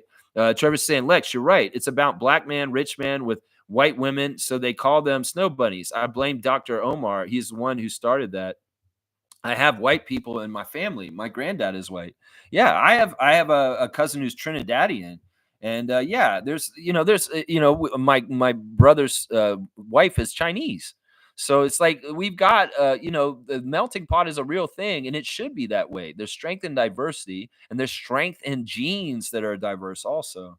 It's these people that get so pure blood and white supremacists, and there's a lot of weird, ugly shit underlying in society with belief that people have beliefs at their homes they wouldn't share in public because they're going to be kind and nice and gentle, but they may have that kind of shit behind the scenes. And in some ways, that there can be black racists. I mean, that's just the damn truth. And it sounds like a little bit of this action is a little bit racist. I mean, I'm not going to say anything because as a white person, in some ways, I have no grounds to speak about racism and injustices. So I'm not going to be calling out this podcast or anything for being racist, but this sounds like some sort of kind of racist kind of diatribes and stuff like that, generalizing and doing this kind of stuff. Yeah. Cool Cat saying actual stats show black athletes marry black females more across all sports, NBA, NFL. It's just media that shows the interracial couples more. Yeah. And it may be that it just stands out more. And also in some ways, the stigma of interracial couples from the history in the North America and other places has been something that has been overcome. So in some ways, there's still lingering energy from kind of people gawking at a black person with a white person, whether they're male or female, either which way. It's silly. We should be past a lot of this because this is something that is very normalized and just in the society. But in some ways, white racists will use this phenomena in certain ways, just as much as maybe racists from the black side would too. So it's a weird situation. Love is love. Nothing is stronger. That's right. That's right. And I've dated myself. I've dated people from all walks of life. All walks of life. And Cool Cat's right. I mean, Garrett Temple and his wife, they're a beautiful black couple. She's a Miss USA, and he's an amazing basketball player in the NBA playing for the Raptors. You've seen Vince Carter recently. Vince Carter, he could have married a white girl. No, he didn't. He did marry a white girl. So there are all kinds of great examples of this also. There's not everybody's OJ. Okay? All right? OJ. Mike saying Draymond's podcast adds to the issues, in my opinion. He talks about other teams and players, and he's very transparent on the way he feels about his antics, and he likes the way he acts. Yeah, I don't feel like he has any moroseness or any kind of like sympathy or like feels bad about his punishments. I think he's a psychopath. I think that when he went on DeMar DeRozan's podcast, talking dinners with DeMar, he made it very clear that he's not trying to change because he's rejected people to ask him to go talk to a therapist. He said, he even told DeMar, he said, listen, I'm scared to go see a therapist because I feel like they might fix me and I'll lose what I'm good at on the court, which is being a psychopath. Seriously, that's what he said himself with Dinners DeMar. Draymond said, I'm not going to go see a therapist because I think it might ruin my playing career. If you get help and you stop being such a dick, yeah, that might happen. That's crazy, man. I think it's amazing right there. Cool Cat saying, I think race issues is hard to overcome in the U.S. because the root issue is not addressed and history not taught to heal and overcome it. One day it will all be resolved. Have faith in humanity. I think in some ways we don't see all the little ticks of progress right in our face, but they are happening. And they happen in little ways in all kinds of different places. Some of it is that we just have older people die off and newer, younger generations are more open-minded and more into this. This is why I say they will never stop progress. This new administration coming in and to do whatever they're going to do, they won't stop the young people from being who they are and what they believe. In some ways, they may indoctrinate them into hate. In some ways, they were very effective with that, with the MAGA bros and making them hate people. And that's why they got motivated. But in the long run, the young children and the people with their expanded views, more progressive views, progress society. And they will happen more and more. I think this is true. I think that the U.S. forgets their history or hides it or doesn't want to really look at it in the face. And that is part of the problem with why it persists to be a problem. In some ways, we are a little bit more open and honest about it up here in Canada in some ways.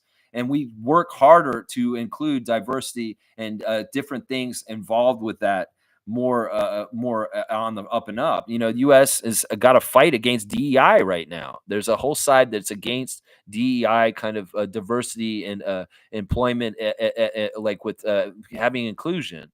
And in some ways, they're showing that they have no idea how to hire the right people by who they're hiring right now for the incoming cabinet.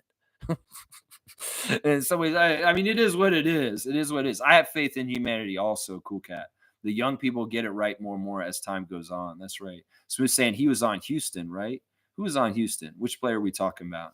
I'm trying to forget. Yeah, how tall is Eugene? Oh, Omoruyi. Omoruyi was on Washington.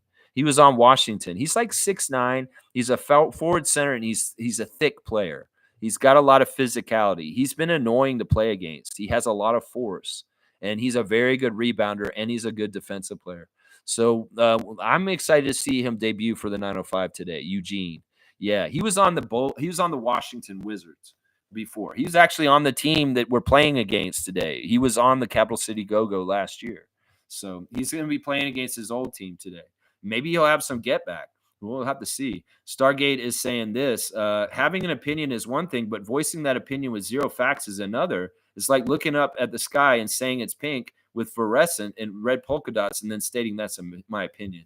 That's what a lot of people do. And I know you're alluding to spaces right now with that. That's what a lot of people do. They just are going to voice, and they're going to confuse things.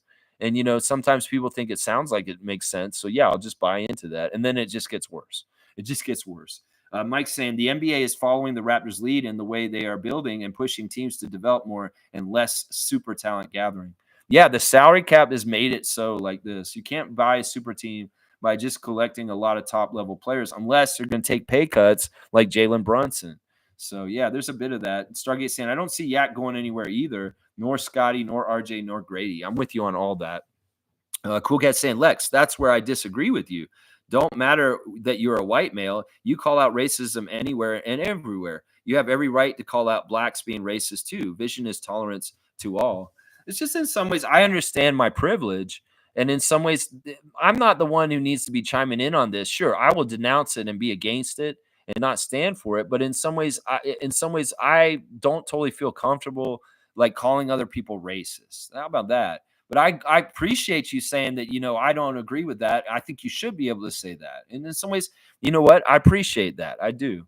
But yeah, vision is tolerance to all. I like this. I like the message we're getting to. This is a very interesting subject we got into all of a sudden off of this term. But this is part of what we do on the Rapid Freak channel. Shir Khan saying, what you just said about the game changing for the NBA from down in the post to threes just made me think about the WNBA. Is there a same trend over there? If not, then maybe fun change for new players. If everything's cyclical, think about this, Shir Khan. Is there a world where we do actually go closer to the basket again, or is this just busted wide open where the 3-point shot is going to pull the line even further out? We'll have like a 5-point shot at some point, and like people are going to just keep shooting from even further out? Or will there be some sort of equilibrium that's found where the people are finding good players like Edie and Jakob and Joel, and their pivots again in the traditional sense, and that these teams find more success? I think until like a team proves that the big man will win you a championship, like Jokic kind of proved that in recent years, then people won't be doing that as much. But it's interesting. Like, could it be cyclical that at some points the 3-point barrage won't be as much the focal point, and we'll get back to bigs in the paint, like Scott Foster said when he first started reffing 30 years ago? Who knows? The long-term reverberations of things. Who knows where Wemby's going to take us in the next 20 years? That's going to be interesting right there. Cool Cat saying, Yak contract is cheap. No need to trade with his production. Eventually can go to the bench if needed. We drafted him. He has returned home. No, he's too valuable. He has to start. I don't even see a future where he will be coming off the bench as long as he's playing for us. Shamshay won't come along fast enough to do that. He really won't. And even then, he could be playing four next to Yak eventually at that point. So it could be interesting. Trevor's saying it will be a shootout tonight, Cleveland and the Celtics. Wow. Will the Boston Celtics end the streak of the Cleveland Cavaliers to start the season? And Trevor, thank you for the cutoff. I'm right at 237. Let me just do a recap real quick to make sure I didn't miss any of my tabs. My 5 stars of the game for the victory over the Pacers last night are RJ Barrett, Jakob Poeltl, Davion Mitchell, Ochai Agbaji, and Jamison Battle. Honorable mentions to Grady Dick and Chris Boucher also.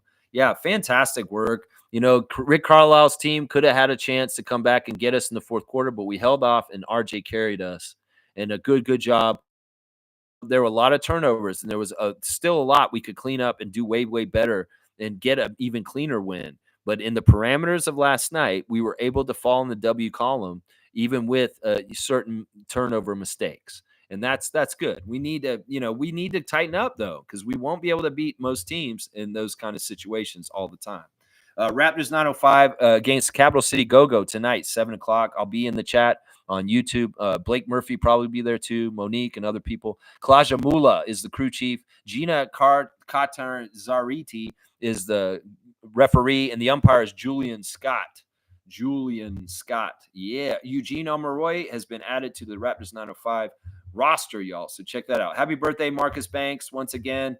And yeah, Jakob Poeltl is leading the NBA with 66 offensive rebounds this season. He has the most total offensive rebounds out of any NBA player currently. If you have a G League team, if you have a fantasy team, please set up your lineups and get competitive in our fantasy league. There you go. All right, I think that's it, guys.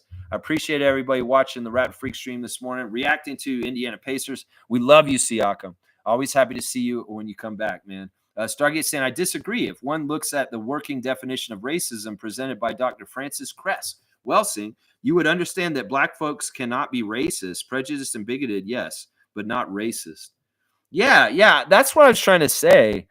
I mean, that's what I'm trying to say is like the terms are they can be looked at in different semantics and different what views.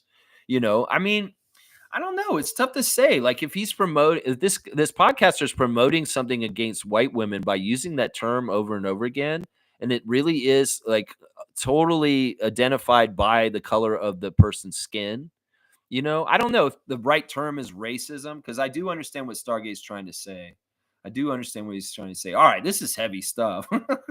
And we go there on here. And some people are like, wait, why are you guys talking about this stuff? You should be talking about basketball. We're talking about life, is what we talk about on this channel. That's right. Mike's saying we don't need a top pick. We can maximize talent with good scouting and development. Other teams need those top pick guys because even under development, they are still productive. Yep, I agree with everything Mike's saying there on there. That's Project Truth for real. All right, y'all, get out there, touch grass, get out there and raptorize your day like Nat Bhatia would. And I'll be back tomorrow for a Wow Wednesday. We'll see what I'm wowing about tomorrow. Maybe we'll just have a Grady Dick 21st birthday party or something fun like that. We'll figure it out in the next 24 hours, but I'll be back at 9:30 as usual. Yeah, no game, no preview or anything. So it's just a regular Wow Wednesday. So I'll see y'all tomorrow, 9:30 a.m. Fiercely saying, W stream, fam. Constant, interesting conversations. Yeah, we are not afraid to go into any subject. And I appreciate y'all for talking with me this morning. It's always a joy and a blessing to have the Raptor Freak family in my life. And I really do appreciate having it every morning. It's so fun. You guys are awesome. We got that W last night. It felt good. Let's stack some more very soon and get that win total up there higher and higher. All right, y'all. I love y'all. And I'll talk to y'all tomorrow, 9:30 a.m. Raptor Freak out. Let's go, Raptors! Woo!